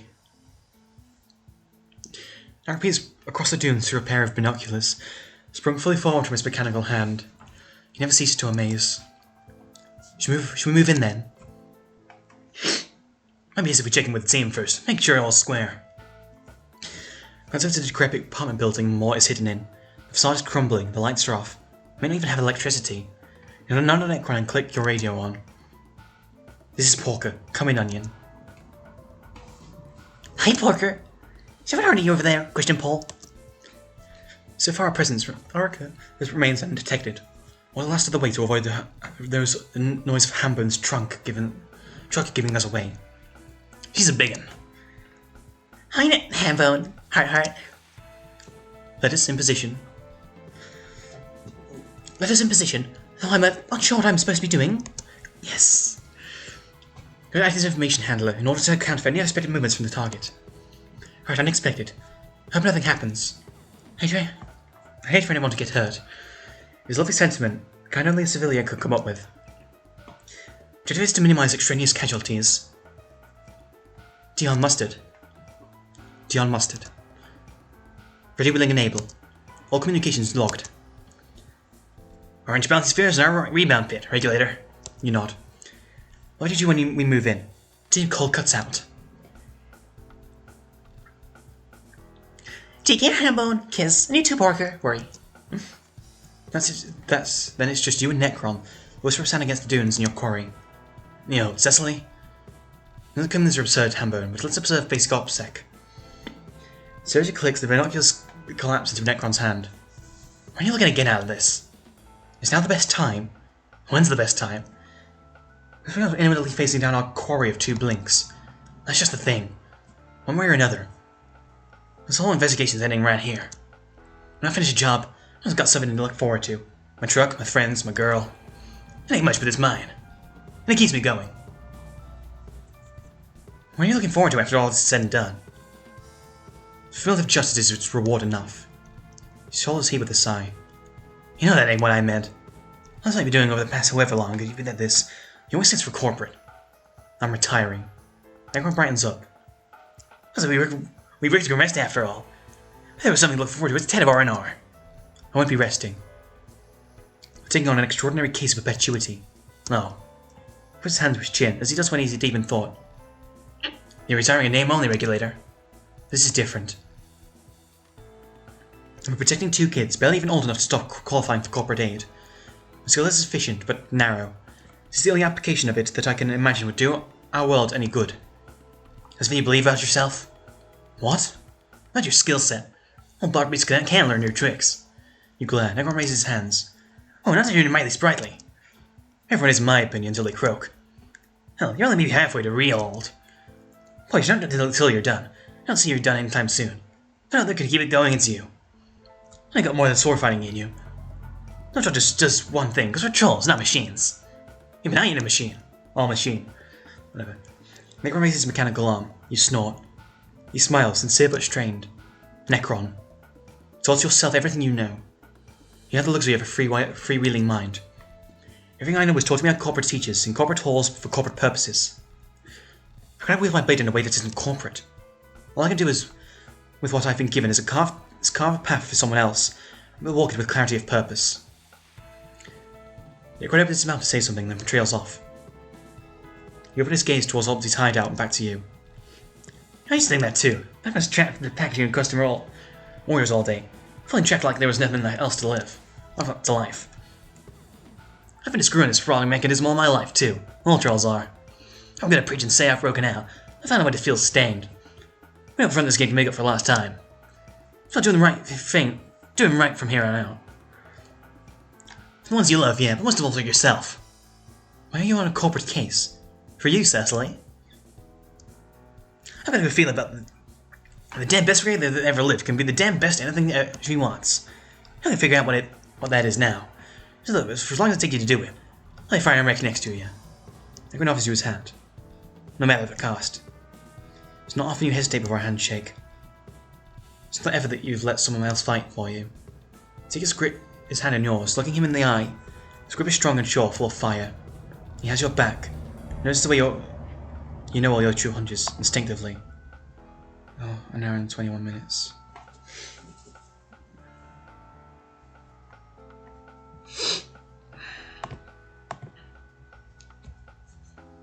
Oh, also, speaking of this, I ordered the stickers and a mouse pad off the store, so that'll be here eventually. I'll have your back too, partner. So you let go of Necron's hand, the radio pipes up. Come in, Porker. This is Dion Mustard. Creating room with the Dion Mustard designation. Necron coughs into his fist. Granted. Can I used to be Lettuce? I wanted a code name. You are Lettuce until further notice. I'm not sure about Onion myself. Kinda stinky, Onion. This is not pertinent to the mission. Austin Town would be complete without the Onion. Yeah, I always take them out. Oh, also, these are new Crichton spies, I just realised, because they only got 2, technically? Technically 3, if you count the teaser image.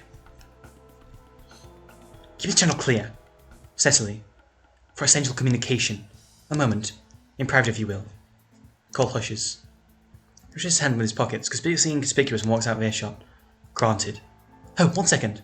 Grandma's setting up a new private channel. Mr. Peter will let us know when you've signed off. Let us over and out. There's just the 2 of you. You can make it if you try. Get your hand off the talk button, unsure what this is about. How have you been? Preoccupied. Capability for understatement remains unchallenged. But we already knew that. It's hard to focus on anything other than the mission, considering our current juncture. Yes. So you want to clear your thoughts in private. For much the same reason. Can I show you kindly smile through the speakers? If you forget faces, hers will be one of the last to go. This is a mission unlike any other, Shiri. Or like any other. I'll be in and out before you know it. You know every mission worries me. You've gone good at not showing it. And you at knowing when she's not showing it. You've never been good with people, but after 10 sleeps of more allegiance, you can't not pick up on some of her tricks. I don't want my grid to interfere with your work. Or it can be handled. You're the one whose job requires, to put it lightly, snap decision making. You've never interfered. Well, there's pleasure every time you do. I don't mean to imply that you're interfering, that is to say. It's merely a manner of speaking. Let go of that talk button, feelings tangled on your tongue. So itchy. You're suddenly beside a call, chuckling, not pressing the talk button out of politeness. Unfailingly considerate. All the purity of the soul the sweets have taken from you, they have granted to her. This will be over soon, and I am fully glad for it. You didn't take any rest you did not want to take. All I can hear that one now in the edges of your voice. You're right. You often are. I can't wait to see you again. If we just met, Just an afternoon for just the two of us. No pressing matters to attend to. I'm busy tangle with your tea time. Me culpa in that regard. Radio crowds over the present static. We'll always have a home with me, Lily. The radio beeps let you know Mashiri has signed off. Run ahead inside and follow her lead. Time to put an end to this.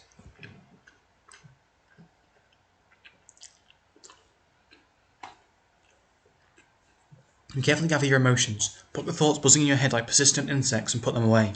You have no need for them past this point. The only thing that matters now is the case. The information Crichton got you has led you to this place. An old hive in a state of disrepair, long managed by all but the occasional person squatting in the doorway. It's evidenced by the musty sleeping bag on one side of this empty beverage containers scattered throughout. As you walk past them, the stench of rotten decay forces its way into your windpipe. You could say it's a noxious stench. You grimace, but don't slow down, even as Necron groans under his breath. Gross. So in front of the door covered with faded graffiti and ruined with rust. However, its poor appearance belies a solid, sturdy construction. You twist the handle, but it's locked. You give the door itself a firm shove, but it doesn't budge either. What did I expect this to be? Click. The lock starts turning and there's a series of mechanical clicks, each seemingly louder than the last. The final word, the door opens. Easy. Beside you, Necron chuckles under his breath. Looks like you were right to. Push the door open all the way and creep inside. Keep your guard up. He knows we're here. Aye, aye.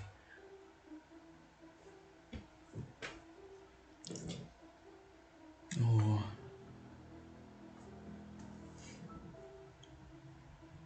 Oh. I like this track.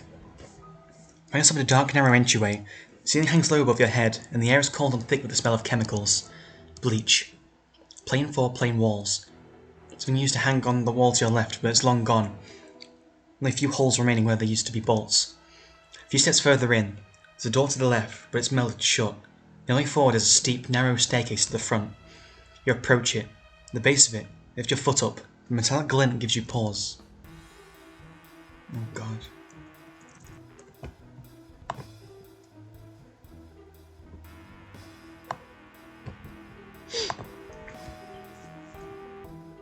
A thin string of metal is stretched just above the first step, taut and ready for the accidental footfall. One of its ends disappears to a hole in the wall. Points out to Necron. Mind the tripwire. No, good call, Chief. Your eyes still do their job. Oh, this is a cool track. My nose is so fucking itchy.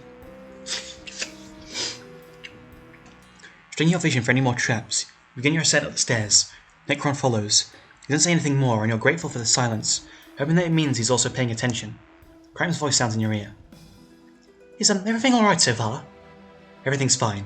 Progressing through the building. This gives me mystery dungeon vibes for some reason. The staircase climbs up a steep incline. There are 13 steps in each flight, 2 flights between the floor. Landings between them are as nondescript as the stairs themselves. You go up one floor, then a second and a third one. 78 steps, each one precise and measured. Slow, but only slow enough to scan each slab of concrete before you place your foot on it. You can see no more traps and arrive at the top of the stairs unscathed. Stand in front of another door, smooth, solid white, firmly shut. It does not have a handle or a keyhole that you can see. Pressing your hand to it and giving it a push does not accomplish anything either. To the side of it is a small panel that you initially dismissed as a doorbell. A second more careful look reveals that it's a scanner, pulsating with a sharp green light. It's not big enough to place your whole hand on, but perhaps a single finger might fit. Put your thumb over the scanner. The flash of red light, a beep and then silence again. That would have been too easy. As the light returns to its expectant green, feel Necron eyes boring into your back. Something you observe the scanner. Eyes. Let your hand drop back to your side and take a closer look. You can see he'll come up with the same conclusion because his loud whisper breaks the silence. Cecily, I don't think that's a good idea. Never bother the response as you remove your visor from your eye and lean towards your scanner. Hesitate only for a moment, pause between two breaths long enough to notice the fear and dismiss it. Position your right eye in front of the scanner. A burst of red light strains your pupil is blinding. You might come up with a dozen different scenarios, sort of alphabetically by probability or by damage done. First tug of the gas bursting from the panel into your lungs, choking you before you could hold your breath. The explosion activated my scanner and blowing you back down the stairs in a mess of shattered bones and scorched skin. A thin sharp metal rod springing out by an unseen mechanism to seep deep into your skull. There's another different beep and the clicking of a locking mechanism moving. The door opens. You straighten back up, your eye intact. There's some correlating to what you pretend to notice. Waving Necron along, across the threshold, it does not come as a surprise when the door shuts behind you. Getting it open again is a problem you're going to worry about later. The smell of bleach is stronger inside the unit. Chemicals so dense in the air that makes your eyes and throat burn. I think the discomfort awaits is stuck for your new surroundings. You stand in another hallway, dark and empty, devoid of furniture.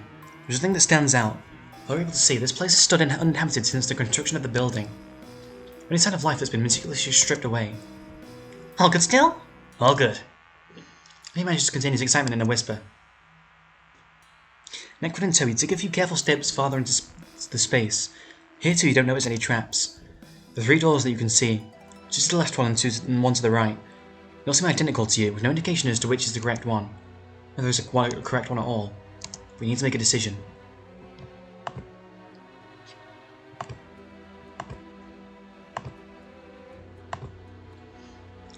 Take the first door on the left. Point toward the door. Legs off there. You must already moving to open it. Part of you is certain that the handle won't budge. Gives with a quiet sigh. Necron gives you a thumbs up over his shoulder. For a single moment your stomach plummets into your heels as you think he's going to walk in without looking, straight to the myriad of traps you can envision waiting on the other side. Then, thankfully, he turns back ahead and pushes the door open another notch. There's nothing but darkness beyond it, but you both peer inside, trying to make out the interior by the murky light of the hallway bleeding in. All you see is the barren floor and walls. Necron opens the door all the way. So wherever the fan in the room is suddenly bathed in the low blue light. A sneaky laptop sits on the floor in the middle of the room, screen angled toward the door, but too far for you to see anything on it. Aye, that's creepy. He's right, but you don't get to say that as you enter the room to get a better look. For technology neophytes such as you, this device is neither new nor in particularly good shape. It's scratched up, the letters on the keyboard have faded, and the glow of the screen fades in and out like an old bulb. It seems to be on the verge of breaking down for good. Squat in front of it to get a look at the monitor. There seems to be one program open. You recognise the same chat client you've seen on others' computers. The window displays a series of handles, chat history, line after line of colourful usernames composed in a similar manner. It's the Orcus handle. It's the other 20 handles, more of them as you scroll down. If you don't bother counting them, you don't need to count them for bile to make your mouth burn again. Ormsey's victims, listed out for your benefit and his sick amusement. How many of them were as lucky as Orica and Crichton, able to protect themselves from resisted manipulation? You push back into an upright position. Your foot is aching to kick into the flickering screen, but you resist the urge. You get a string of your rage drawn taut. This is going to end tonight. You will end it tonight. You can wait until then. Okay. Let's try the other ones. Second door on the left, on the right. Or left, I don't know. Into the second door and Necron confirms with a nod. The metal handle is cool against your skin when you reach out and grab it. It seems stiff with its use. It turns once you apply more force. You open it a sliver and peer into the room beyond. Dim light that makes it past you. You make out the outlines for a narrow cubicle space. Cabinets line the walls with a rickety-looking old desk occupies most of the space in the middle. When you turn around and trip by his edge, you step inside. Basically styled after cubicles assigned to regulators. Seems older, like something out of a vintage movie. Several folders strewn across the desk, along with looks to be pictures and cutouts. Pick up one of them and hold it to the light. Crichton's spectacled face grinning at you from the picture. Sinking feeling in your chest, you put it back down. Another picture, you can make out Siraj and Ripite. Another one, Valtel standing next to one of his sculptures. It's the people he interviewed for the case. Driven by a morbid curiosity, you reach one of the folders. Everything you touch, you notice a shimmer running down its spine, a wire almost imperceptibly thin. Its end disappears in one of the desk's drawers. Because it reveals more wires wrapped around the folders, the handles of the drawers, so does the desk itself, a sheer look you didn't touch one by accident. Should you take a step back, you will not risk touching anything else in here. Nicholas lingered behind the door and that's his brows to ask an inside question. Bombs. Yikes. Sounds not quite well, yes. Leave the room and Necron shuts the door behind you. Take the door to the right. Not to the right. Let's try this one. Necron complies, stepping up to the door to gingerly crack it open. He frowns. Don't reckon this is the one, Chief. I'd been more surprised if it had been. Given Necron's shoulders of whatever lies beyond. You're in another room, but you're looking into a long, narrow hallway. There seems to be a door on the other side of it. You can get a faint outline, like light pushing through the crack between door and frame. You aren't sure, however. Vision impeded by a web of laser beams crisscrossing from all directions down the length of the hallway. They glow a harsh, threatening red. When you blink, pots of green burn against your retinas. It's a gentle hallway, training to pinpoint a path between the lasers. They're very close together in a complex tangle, but maybe. You'll voice your conclusion before you could admit it to yourself. Ain't no way we're getting through here. There. We gotta look somewhere else.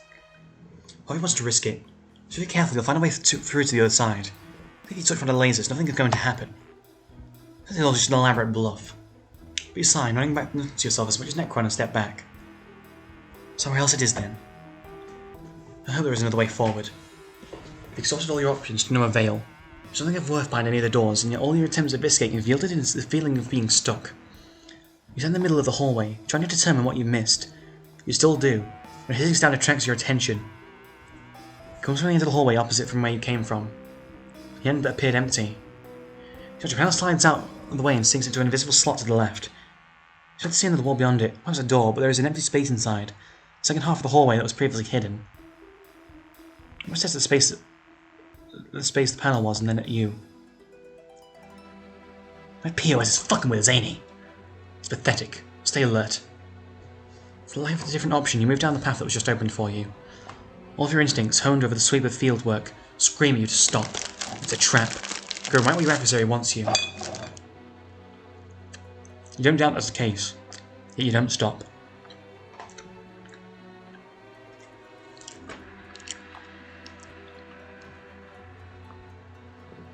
Hey, those colours seem a bit familiar.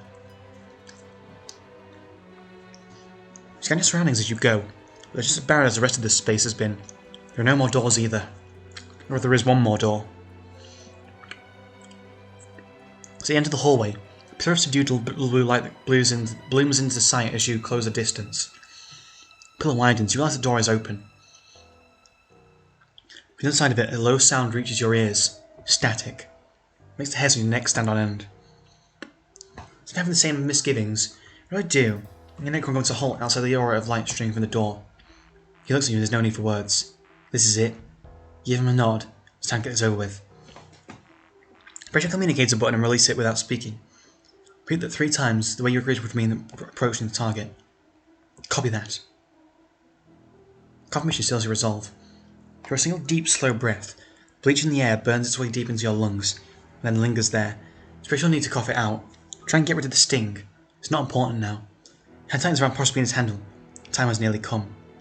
Go through the door and Necron follows. Oh god.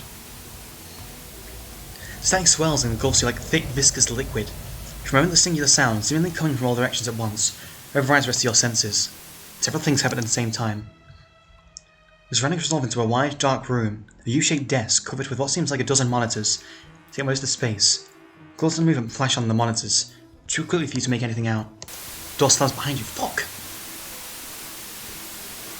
It's just a screech of audio feedback pierces your eardrum, so loud that you try to yank the earpiece out. The sound cuts out before you can. Groans from beside you tell... From beside you. Necron's groan from beside you tells you the same happened to him. Finally, you found your way to me, Cecily. I expected you to be faster. No matter. Did you enjoy the stage I set for you? It took quite a lot of effort to put together.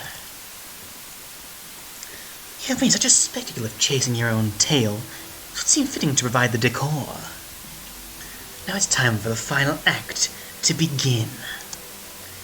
Scanning the room, turning this way and that. Just look at the source of the voice. To no avail. You come from all directions at once until you realise there are speakers in every corner. Almost is not here. This grating, contemptuous jeer. Was that what it said? Yeah. Where are you, you coward? Reveal yourself. Not so soon. Did you really think it would be so easy? Easy? Not everything that has happened since the beginning of this case. The insinuation that it's been easy makes you want to tear out your hair. Flashing lights of the monitors bores into your brain. It feels as though your nervous system is about to short circuit. I'm going to find you. Oh, you will. When I let you. All monitors go black. Static ebbs. You should start looking now. Your time is limited. It's clicking a door on the opposite side of the room you hadn't noticed before swings open. Maybe you missed an essential clue along the way. Without the visible static, the speaker turns off. Silence envelops the room. It's rain unchallenged even by your breathing. In your ears, your pulses as loud as gunshots. Everyone moves first, crossing the room to investigate the new door. A string of colourful expletives spill from his lips, and some distant corner of your mind that's observing the proceedings nods along with it. You join him at the door. It leads out of the building onto the metal landing of the fire escape. The rest of the stairs lead down and disappear from sight. It must be another trap. You turn back and return to the unit. It must be something there you missed. Well, Cecily, what's it going to be? Oh, I thought he was here. Aunty's voice, suddenly much quieter and going from much closer, gives you a start. Speaking directly into your earpiece now. Nikon's lurch tells you he's also hearing him. Where are you going first? Figure out where to start your investigation. That is your job, isn't it? If I like your choice, I might start answering all those burning questions that you have. Wouldn't you like that? Your anger is nearly choking you. You want to throw your earpiece to the floor and grind it under your heel. And you want to do the same to Auntie. First you need to find him. You look at Necron and he seems as lost as frustrated as you're feeling. We've got to find him, Chief. Your little sidekick is correct, Cecily. That's what you want, isn't it? Answers. Closure. Come and get them. You stand rooted in place for another moment. Then with a grunt, you throw the door open all the way and head down the stairs. A gravy laugh echoes in your ear. That's a good regulator.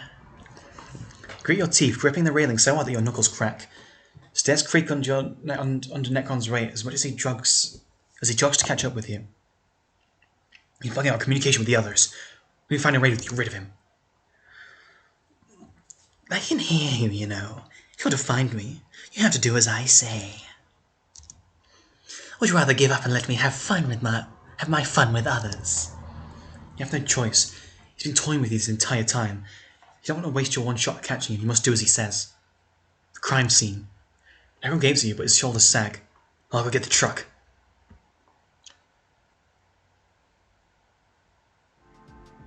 Remember your very first case. It was sweeps ago, when the world seemed like a different place, even like the same awful place, one you could change if you tried hard enough.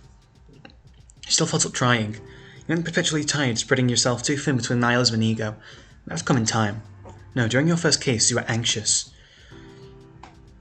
Spent the entire trip to the crime scene, wrapping your fingers against your palm, even the rhythmic motion failed to dispel all the apprehension making your insides crawl.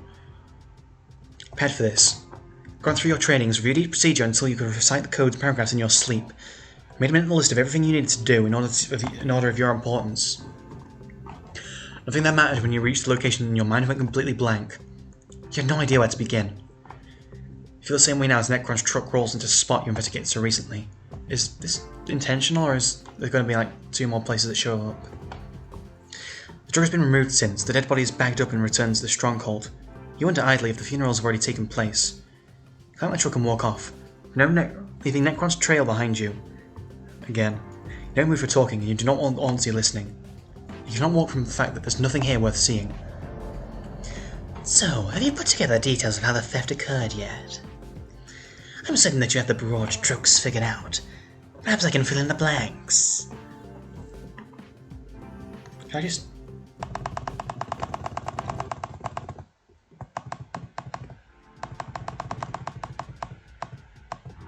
Okay, I think it is intentional. You scan a snowy landscape with unseeing eyes. A harsh mocking voice in your ear is the focal point of your attention. Let's start from the top then. First thing one needs to organize a theft is a man on the inside. Or in this case, a woman. Luckily for me, I already know who to look for.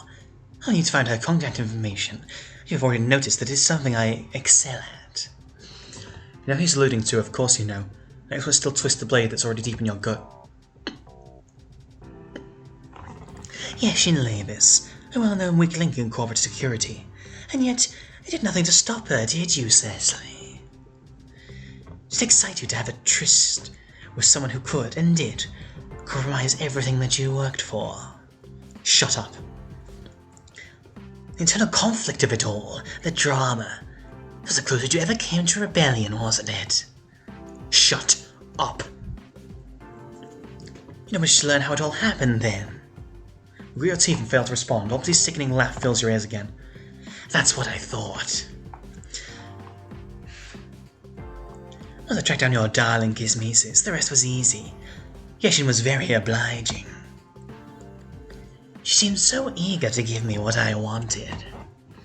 Your whole body itches with the urge to hit him, tear him, and slowly bleed him dry. So, I was down in possession of the shipment timetables. I knew when and where I could procure the curious little package I was after. Spot you're standing right now, the spot where you stood at the beginning of this, looking at the bodies of the people who lost their life because of Ormsey's twisted games. The next step was to actually do it. Find someone else to do it, you correct inwardly. I'm certain it comes as no surprise for the likes of you that it's very easy to make someone kill in your stead. As it was, I had the Mirth Maniacs for the job, ready to get their hands dirty, not for money, but simply as a matter of conviction. Isn't it funny that in this way, the four of them were more upstanding than Yeshin, who was so invested in her own profit? 4 Mirth Maniacs. Poor drivers hadn't stood a chance. For all their willingness, however, the Mirth Maniacs' notorious brutality was a point of some concern. A massacre would have given the game far too early. I found myself needing to devise a detailed plan for them to execute. Entry point, way of disposing of the drivers, exit. They were obedient pawns. I think they enjoyed the challenge. For the secrecy and security surrounding the shipment, it was almost too easy to get it. Acquire the information, forward to my people on the ground, and then wait. A job like any other. It worked like, well, you already know that, don't you? Little enough to leave Chief Regulator Eopara stupefied and flailing for direction. Exactly the way I wanted you. When you beat yourself like a puppet, strung up and made to play along with music you cannot hear, your wrists burn with phantom pain. Why? It's the word out, though it's not directed at him. You don't know who it's directed at. Yourself? A world that cares as little about reasons as it does about the well-being of its denizens. You don't expect an answer, but somehow that doesn't soften the blow of Ormsey's vicious laugh. You're getting ahead of yourself, Cecily. You have nothing else to see at the crime scene, do you? Time to look somewhere else. With a abrupt burst of static, the line cuts off. You have the desolation of snow and silence, alone with your own thoughts. A hand on your shoulder makes you stab out of your head. You turn to meet Necron's eyes, full of sympathy as well as the same anger that you know is smouldering in your own. Let's bounce. It's that anger that makes you listen. Yep, that place. There's bloodlings in the factory floor. Maybe you're imagining it. Memory of the carnage that occurred here, carnage you caused, still far too fresh in your mind. You've come a long way from your first kill. So remember it perfectly, of course. The rapier's handle in your hand, so familiar and yet heavier than ever. Your lunge, your coil snapping, and the realization in their eyes that they had no recourse. A previous moment of hesitation stilling your hand before your blade found purchase beneath their clavicle. The white resistance of flesh giving away. The blood was teal-coloured, much like your own. It was that detail that stuck with you the longest. If the roles had been reversed and you had been on the pointed end of the blade instead, would you have looked very different lying in a pulled off teal? You don't regret it, nor do you regret what happened in this factory. But reaching the stained floor still sent a chill down your spine. You resist the urge to reach for Proserpina. You've seen it as a sign of weakness and you're already at a disadvantage. So if on cue, Ormsey's voice buzzes in your ear. How fitting for you to return to this place, Cecily. I was certain you would. Did you enjoy killing all those evil cultists? It must have felt so righteous. You did. Not because you revel in the bloodshed or the feeling of control having someone's life in your hand gives you, because it furthers your cause. Claiming a tile on the chessboard. You don't have any say of that. I'd rather die than give him the satisfaction. What are we looking for, Chief? Anything. You're not deluding yourself that you're going to find something here. The reason you're playing along with Ormsey's game is to buy time until he slips. And he must slip. You must be wondering how I was able to make any cultists do my bidding. Well then, we all know they're not exactly cooperative. I'm getting a distinct impression this man loves hearing himself talk. You are getting this. Well, as fate would have it, I had the upper hand. Two sweeps ago, I happened upon a remote server that was part of corporate infrastructure. It locked out of everyone's access. Well, almost everyone. Content was solely deleted information, waiting to be purged. The information pertained to a former member of the executive's inner circle. All traces of whose existence have been expunged since his disappearance. A former member of the executive's inner circle. The word sent a shock through your system. Is that who I think it is? I know who it is. Does that count as the bingo? The number of people who could describe as inner circle of the executives is limited as it is familiar to you. You're part of the circle in whatever capacity that serves its purposes. As far as you're aware, there's one person that disappeared from it.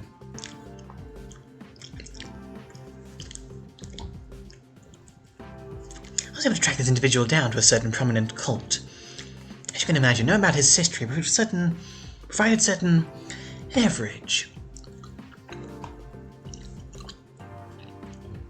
Same kind of leverage he attempted to use with Krytum, trending up his history to taunt and blackmail. This resulted in a highly beneficial business arrangement. For the Harbingers and their partnership with the Murphy Maniacs, had access to new information that would otherwise be hard to come by. So a certain brute force whenever required. It's very convenient to have them steal the lifeblood for me. So I have been finding and vetting my young cronies. Can you believe I never even saw the group that I made kill for me? I know nothing about them aside from their cult associations. So that means you'll never find out the identities of your perpetrators either. A shame. If you to rise to this bait, it doesn't matter whose the hand that held the murder weapon was. The real target remains the man who gave the order. I'm betting it might have been him, but that might be a bit contrived, I don't know. But who knows? I've been among the cultists you encountered here. You might have already avenged those poor truck drivers. I would account as vengeance if it's merely discriminate slaughter. You ambushed, you want to say. You're fighting for your lives. Everyone's heard expression suggests you thinking the same. Next destination, Cecily. The line goes quiet. What place is that again? It says you give Necron directions. You're not certain why this is the location you want to go to. Call it a hunch. Is that the awards for all night? Relying on the hunches you've often served you right. This means your brain is capable of noticing very many things at the same time. Some things connections you aren't conscious of. The assumptions the assumption that's the case right now seems too much like wishful thinking. It's much more likely than you're aware that the touch doesn't matter. Oh.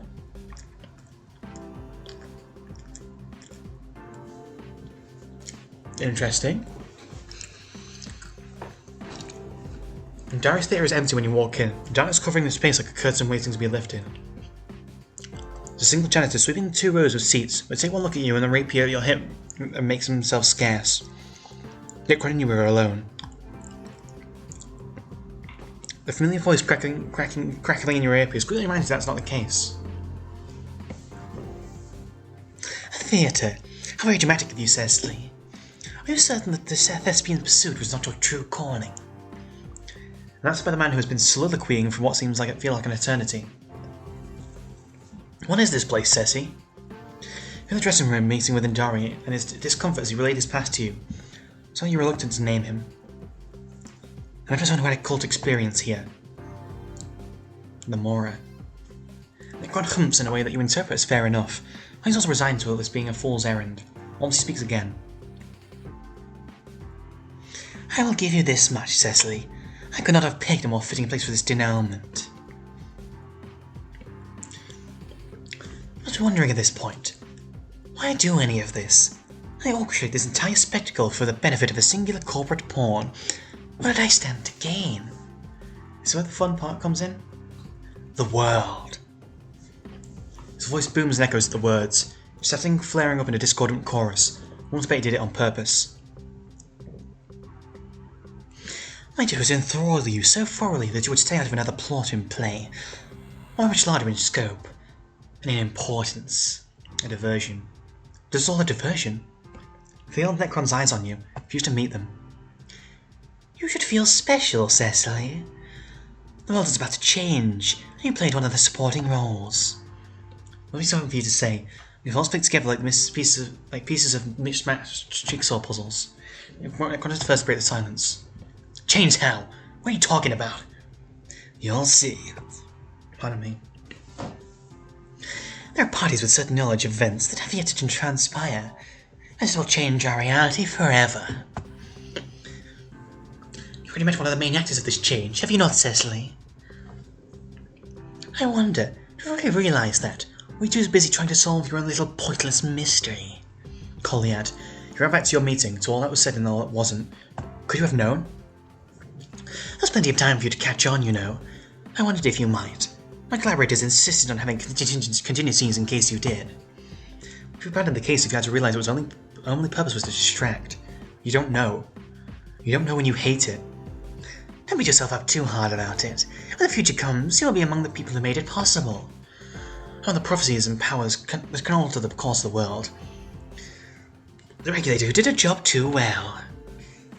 It'd be almost impressive if it wasn't so pathetic. Your time is almost up, Cecily. Set of coordinates appears in your visor. I guess Stronghold 21, you believe. Go to this location to begin the final act. This is where it ends. We know that he does something big in Stronghold 21. I think in that turn in Flash, that was revealed. Nausea settled in your stomach, both heavy and burning. Each lurch of the truck makes you feel as though you're about to throw up your insides. You're so tired of this back and forth. So tired. Your unusual optimism has been tempered as well. Tension in the way he grips the steering wheel and he stares straight ahead. You struggle just as it hits its rush hour. We're not done. Look at this. This background looks fucking amazing. Holy shit. Whoa.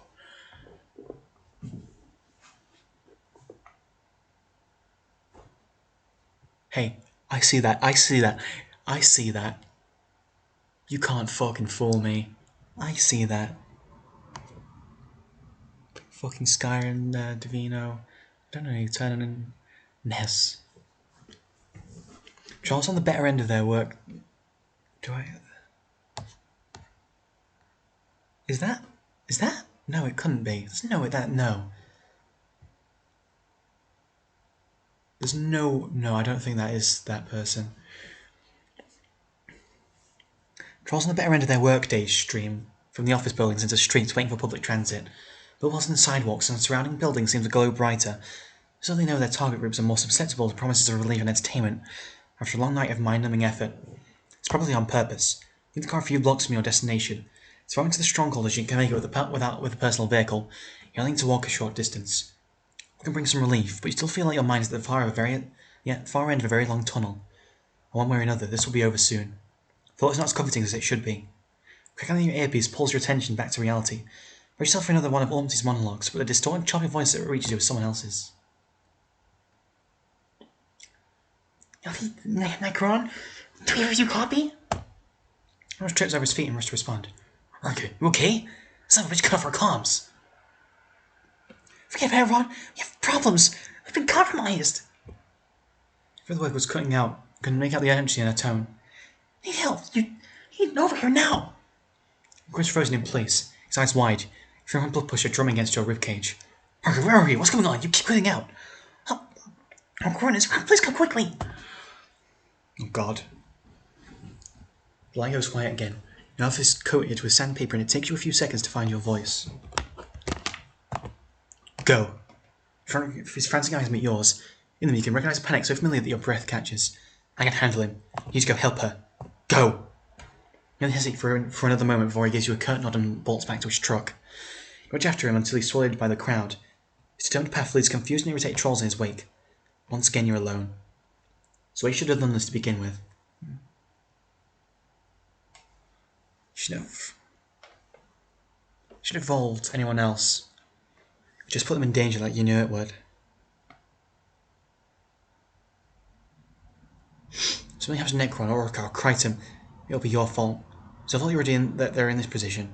If you felt what might be happening to your allies might make the bile in your stomach churn. Hands are shaking, knuckles white as your nails, leaving crescent marks in your palms. Without your objective to anchor you or the location Ormsey gave you as a flashing reminder in the corner of your visor, this might have been too much. Stretch to your breaking point, rally the remnants of your willpower and square your shoulders, and you march on.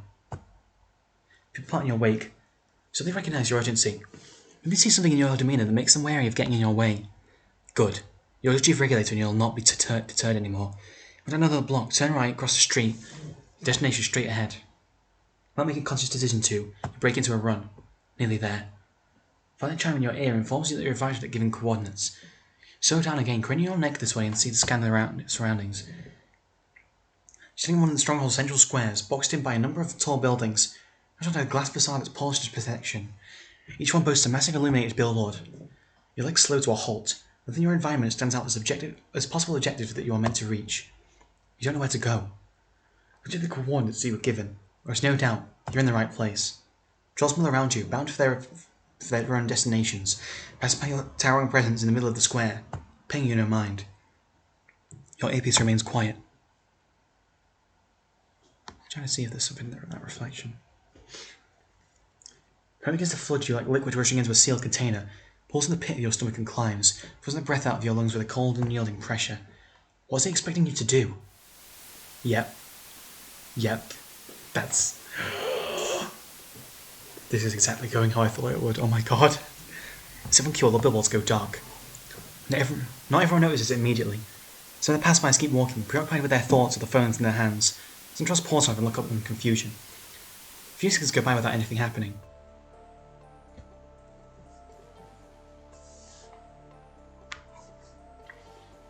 And a figure appears on the billboard in the middle, staring straight at you. Welcome, Cecily. Instead of hearing your earpiece, his voice now booms from the square's audio systems, distorted ever so slightly out of sync. Everyone around you has stopped now, looking for the source of the disturbance. How nice of you to finally make it.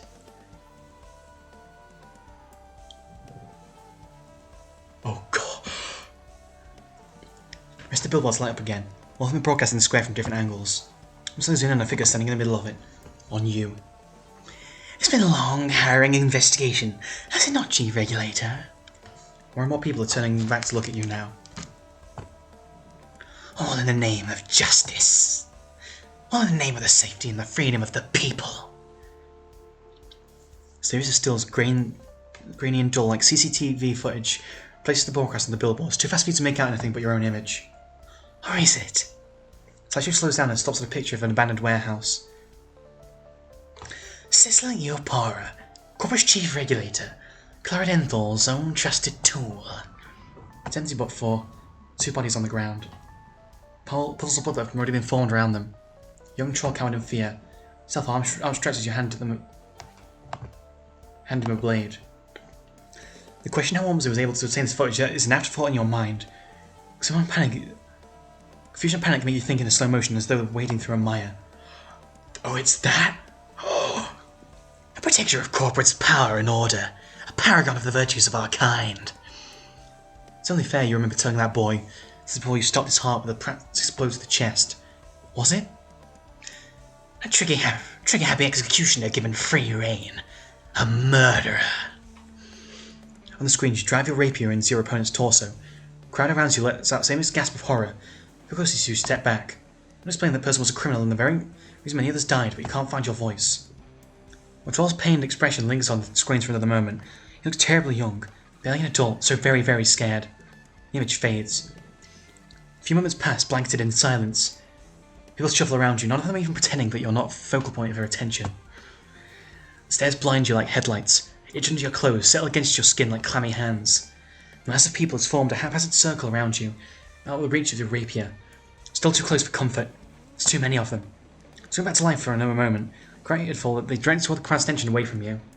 But if it's short-lived, until your enlarged grainy visage is broadcast across the screens. Look at this person. High-ranking, established, respected. Is this the role model you want? On the screens, you're staring down Bitcoin Crypto. You haven't drawn and poised at its neck. People gasp when they recognize him. Fuck. Image changes again, showing a frail, emaciated young troll in a barren room. Perspective is skewed so it looks like he's cowering away from the camera. As this is the view from your visor, he's cowering away from you. His tear-streaked face is much too close as you remember the way you towered over him. His eyes wide with terror stare at you from the screen. You're going to be sick. The screen switched to another still shot, and another. Backdrop is different in all of them, which the expression isn't. Your locked jaw, the blade clutched in your hand.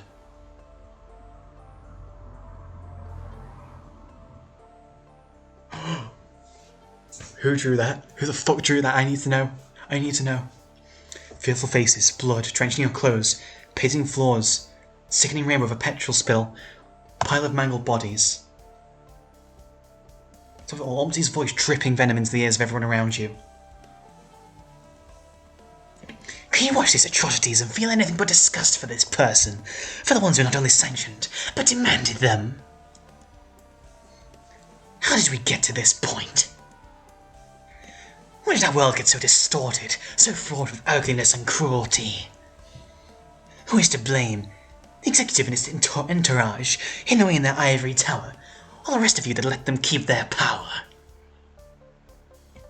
Crouch shifts with his words. He ebbs and flows, breaching the invisible divide between you, then receding again. There's a groan from curious to suspicious to disgusted. Each glare is sharp enough to cut.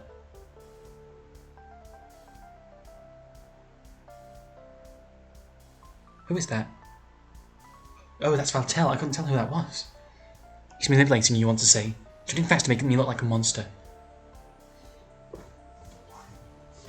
These are all things that you did, taken out of context and bent to fit his agenda, but real nonetheless. You nonetheless. Let's get away from here. Spin around, looking for the quickest way to leave the square, but your vision blurs within the strobing lights. Wherever you look, the cloud takes a step back. You start walking and it parts in front of you. Your hand is balled into a fist, fingers tapping against your palm in time with your steps. It's not helping. As you start running, a new notification pops up in your visor. Another set of coordinates. Glowing digits leave imprints in a negative in your corneas. See towards the given destination without thinking about it. You're past thinking. You're going to kill him. Sprinting now, not bothering to avoid pedestrians. Making them jump out of your way. Just a cacophony of gasps and yells. They don't slow you down. Soon you reach your destination. Full echoes like gunshots in the empty monorail station. Down to a jog, scanning your surroundings. There's a trap, and then you see him.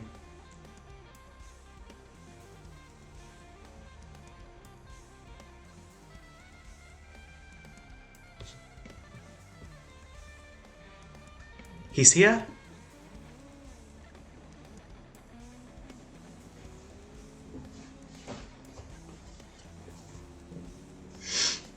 Ormsey Moore is less imposing in person than you would have imagined. Thin, frail, and with the slouch of someone who spends too much time in front of a computer screen. Without a mask covering the bottom half of his face, he comes when you pass by in the street without really noticing. Except for his eyes, glinting with malice and triumph as they observe your approach. Here you are at last, Chief Regulator. I was starting to worry you'd never show up. We?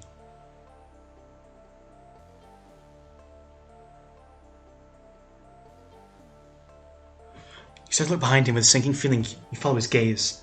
Nicholas slumped in one of the station chairs, rope coiled tight around his body and binding to the backrest, with his arms tied to armrests. In the midst of your panic, you forget that Ormsey can modulate his voice, just like he did when leading Hamithi on. That was him. I fucking knew it. You really wonder how he managed to subdue such an experienced brawler. Necron tenses against his restraints when your eyes meet. The pierces of rope around his mouth prevents him from making more than an intelligible grunt. His writhing arm stays limp even as his whole body strains. Then strapped to his chest, a bulky rectangular object encased in wires. You see a timer. It's a bomb. And this is your conundrum. You little... I'd refrain from swearing if I were you. This conversation is being broadcast across the stronghold.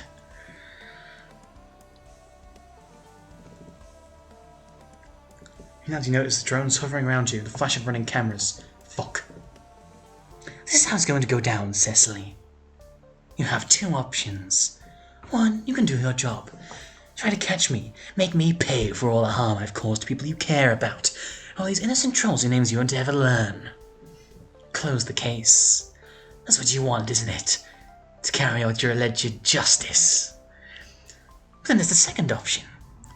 Just chin out in Necron's direction. You can save your friend. Brave, gullible Necron. So you get to believe you're a hero. With enough camaraderie and gumption, the two of you can save the day.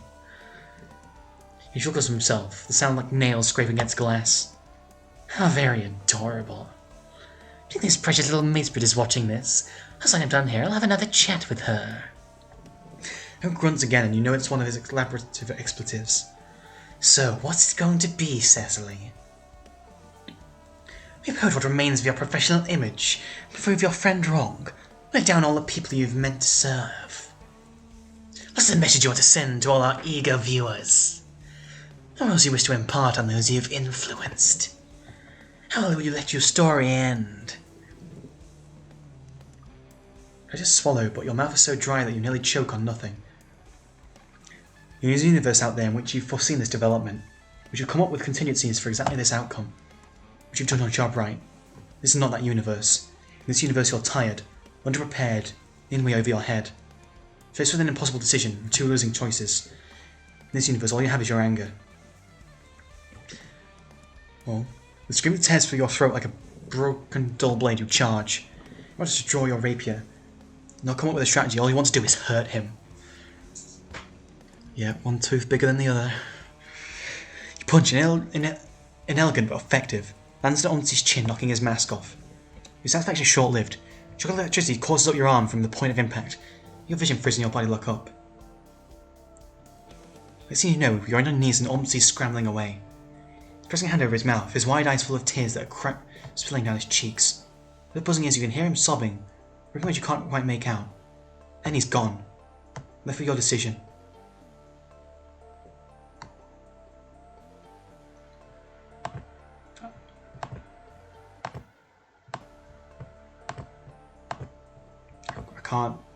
I know he's alive in past eras, but so I don't want to see for a second that feels like an eternity.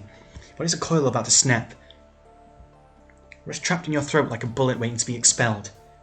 Is your dogged desire to follow a case through all the way to its bloody end, the professionalism you take so much pride in, the fury clouds your vision, they'll compel you to go after him. You look like a Necron incapacitated but furious, you know you can't. Fuck! Down your eyes from Omzi's retreating silhouette and rush over to Necron. Someone skilled than you at having allies, someone better. We offer him words of reassurance, but you have none. Your eyes groans of protest and don't remove the gag muffling them as you lean over the panel strapped to his chest. He has a timer flashing in furious red. 52 seconds. 51. 50. You know the first thing about disarming bombs. Otherwise crisscross around the device, connecting to the timer and to itself. Things being attached manually, soldering uneven and sloppy. I've wondered if this was just another way Omzi's found to mock you. Nothing else that he's done has been sloppy. 49. You're running out of time. Your arm thrashes against his bindings. Stay still. Gently glare and he settles down. 42. 40. 42. Almost faster to him with a large amount of tape. Pull it off, but it will take much more time than you have. He's cut the wires, but which wires? Surely Oracle will know. Fumbled your earpiece, trying to connect to her, but the line is still dead. The only thing that managed to get through is a stifling crackle of static. 35. With two wires that seem thicker than the others, standing out by colour coating. Then at the time of what seems to be the actual explosive. Perhaps you need one of them. Which? No room for error. Disconnecting the wrong one could blow you both up where you stand. Neither of them certainly will. 27. Necron's mechanical arm, hoping against hope that it might come to life, but whatever's Omzi's done to it has disabled it entirely. He whines, shaking his head at you. He was looking between you and the exit. I'm not leaving you here. 18. Need to act. Two wires, two colours, red and blue. Two possible outcomes. 10. Look tips in the single you know what you must do. You choose between the two options. After a chance to success, two Rixie weights down to the wire. Grab both of the wires and rip them out. 3, 2, 1. Time hits 0, nothing happens. So your leg's about to give out. You pull a gag out of Necron's mouth and lean on the wall next to him. With all due respect, Chief, I was starting to think you just let the timer run out. You're welcome. With your eyes squeezed shut, you hear the dull thud of Necron's head connecting with the wall in a shaky exhale. You saved my life. God damn. Thank you, Cecily. You did it. Amidst the nightmares that the past hours have been, you managed to do something good. Still, you're not done yet. It's like your Aurica's panicked voice fills your ear. Necron and Cecily? What's going on? Are you alright, Nicole Sweat? All good. Fine, almost got away. Turn to Necron, who returns your look with defiance etched across his features. He nods. Send you my location. Make sure you can head here. Necron requires some assistance. Honey, where are you? Cut off the line before she finished speaking. You can explain everything in detail later. Necron knows as much. Gives you an encouraging smile. Go get him, boss. We'll catch up soon. Looks like you're running again. Is this where it ends? There's a lot of time and you don't know where you need to go. You have to try. From the monorail station and out, grab an emergency exit. Quite a narrow alleyway between tall, windowless buildings. There's only one way you could have gone here. It was starting to burn. We should paint a sign and barrel onward. Now turn to left and right, keep running, take another turn, then you stop. You. Shadow is out in front of you, massive and looming. You could do an instinctive halt, but you've already come very close. You also recognize a hulking figure. Finally, you deign to show up. We've been waiting on you for a while, Regulator. You're frozen in place, voicing your ability to meet both. So we've both lost to the perfect horror of the moment. All you can do is stare. My impatience is only outclassed by my desire towards getting this meaningless charade finished up. Only worthwhile part of this skewed-ass process is one where we rip your tarnished mid-grade heart out and squeeze it dry. That's what we get right to it. You need to act to defend yourself before this massive muscle of violence crashes over you. Maybe stronger, but you're fast and you can take him on. You have to grab a rapier, two things happen. One of just trilled maniacal laughter comes from behind you. Who has that puzzle said we? No. Some crash happens back of your head and your vision goes dark. It's going to end after this, isn't it? Don't. You're being carried. Or maybe it. Thrown over an oversized shoulder, head down jostling unpleasantly. It throbs and your consciousness flickers out with each new wave of pain. You just join speech. Really wish I'd gotten to see your face. It must have been super duper funny. It was hilarious. It was great with me all. Please, like a mustard. Please. You black out again.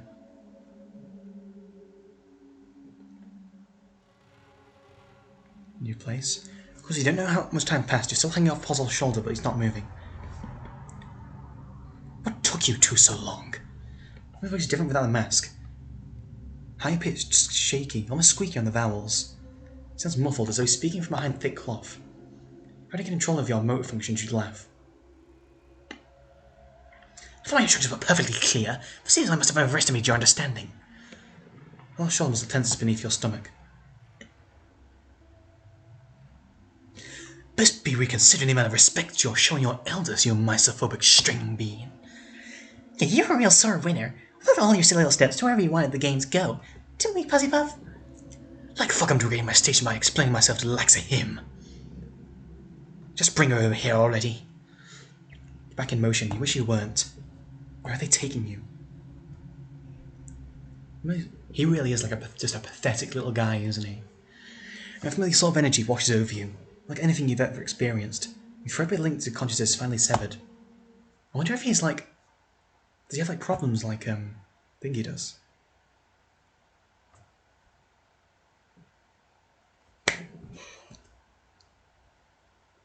Seinru?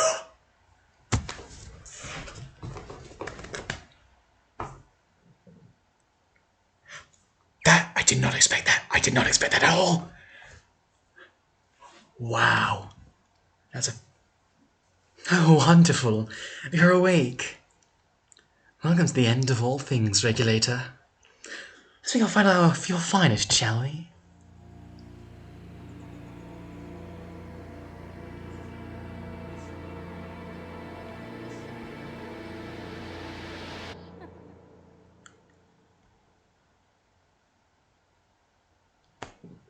Is that it? That's it. That's it.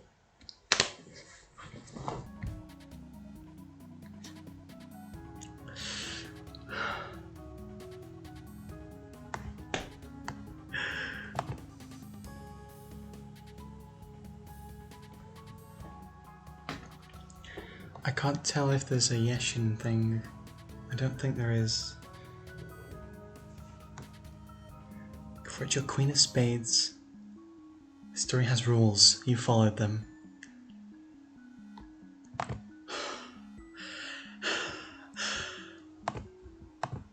Oh. Oh, it doesn't seem to...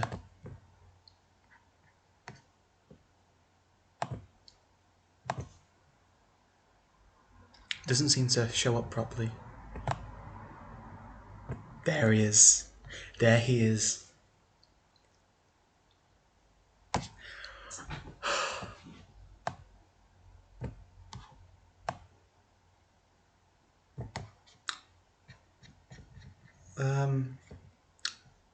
Is there one thing less? I don't know. Oof. Ooh, hoo, hoo, hoo, hoo. What a cliffhanger. That was amazing. That was really fucking good.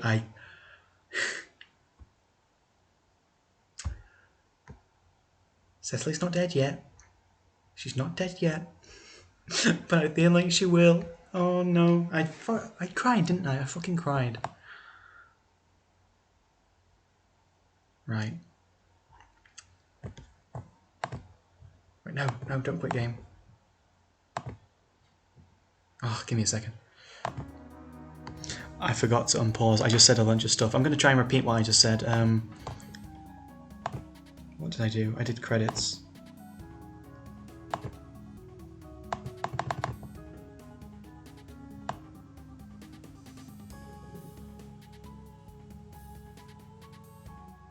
Oh, God, that's annoying. I have to do that again.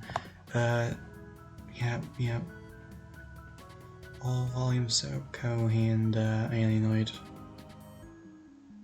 Writers of Volume 11, Kate, Austin, obviously, Eddie, Leon, Pragmatic Nihilist, and Julian Orza. I recognise that handle, actually, from Twitter. Character artists, oh, who did Sainu? I didn't check that last time. I am recording.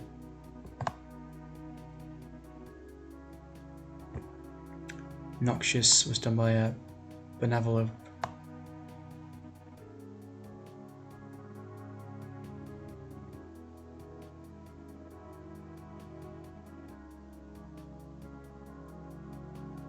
Doesn't say who did Sainu. Interesting. I'm assuming it looked like a Zam's right, I'm not sure. Background artists for Volume 11 Charlie, Ozzy, Eddie, Neptune, Allshoe, Dustin Tyson. Any illustrations, one on... Where is it? Way down here, I think. Probably I do one on this.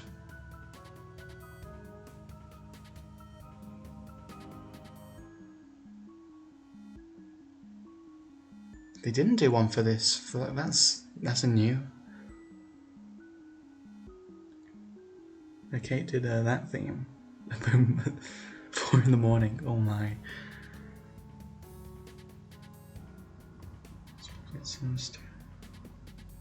No.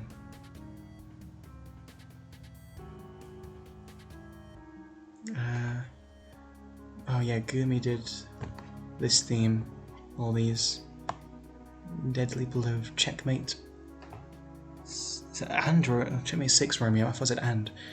Very normal and healthy troll, familial relationships.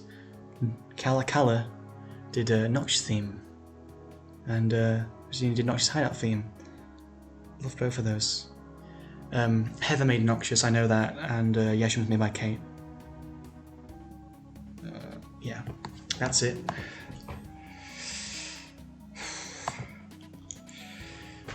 That's Volume 12? No, Volume 11. Volume 12 is coming soon. Austin said that Snowbound would probably be done by the end of the year, but not to count on it. Maybe, I don't know. But yeah. I hope you all enjoyed it. I hope you're looking forward to the next part.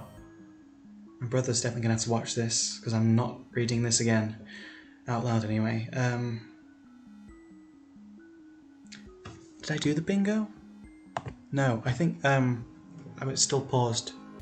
So thanks for Cess for this, by the way. Cecily left, no. Yeah, yes. He was mentioned, so I don't know. Character death, no. Technically, yes. No. We got his motivation, but we don't know what his deal is. He's probably just a dick, isn't he? I don't know. Mentioned, I cried. She's still alive, yes. No Bart. Yes. No. No. Implied. Yes. Technically, yes. Also, technically, yes. Yes. No. Yes, yes, yes, definitely, yes. And at the start, we had a lot of woman moments, so,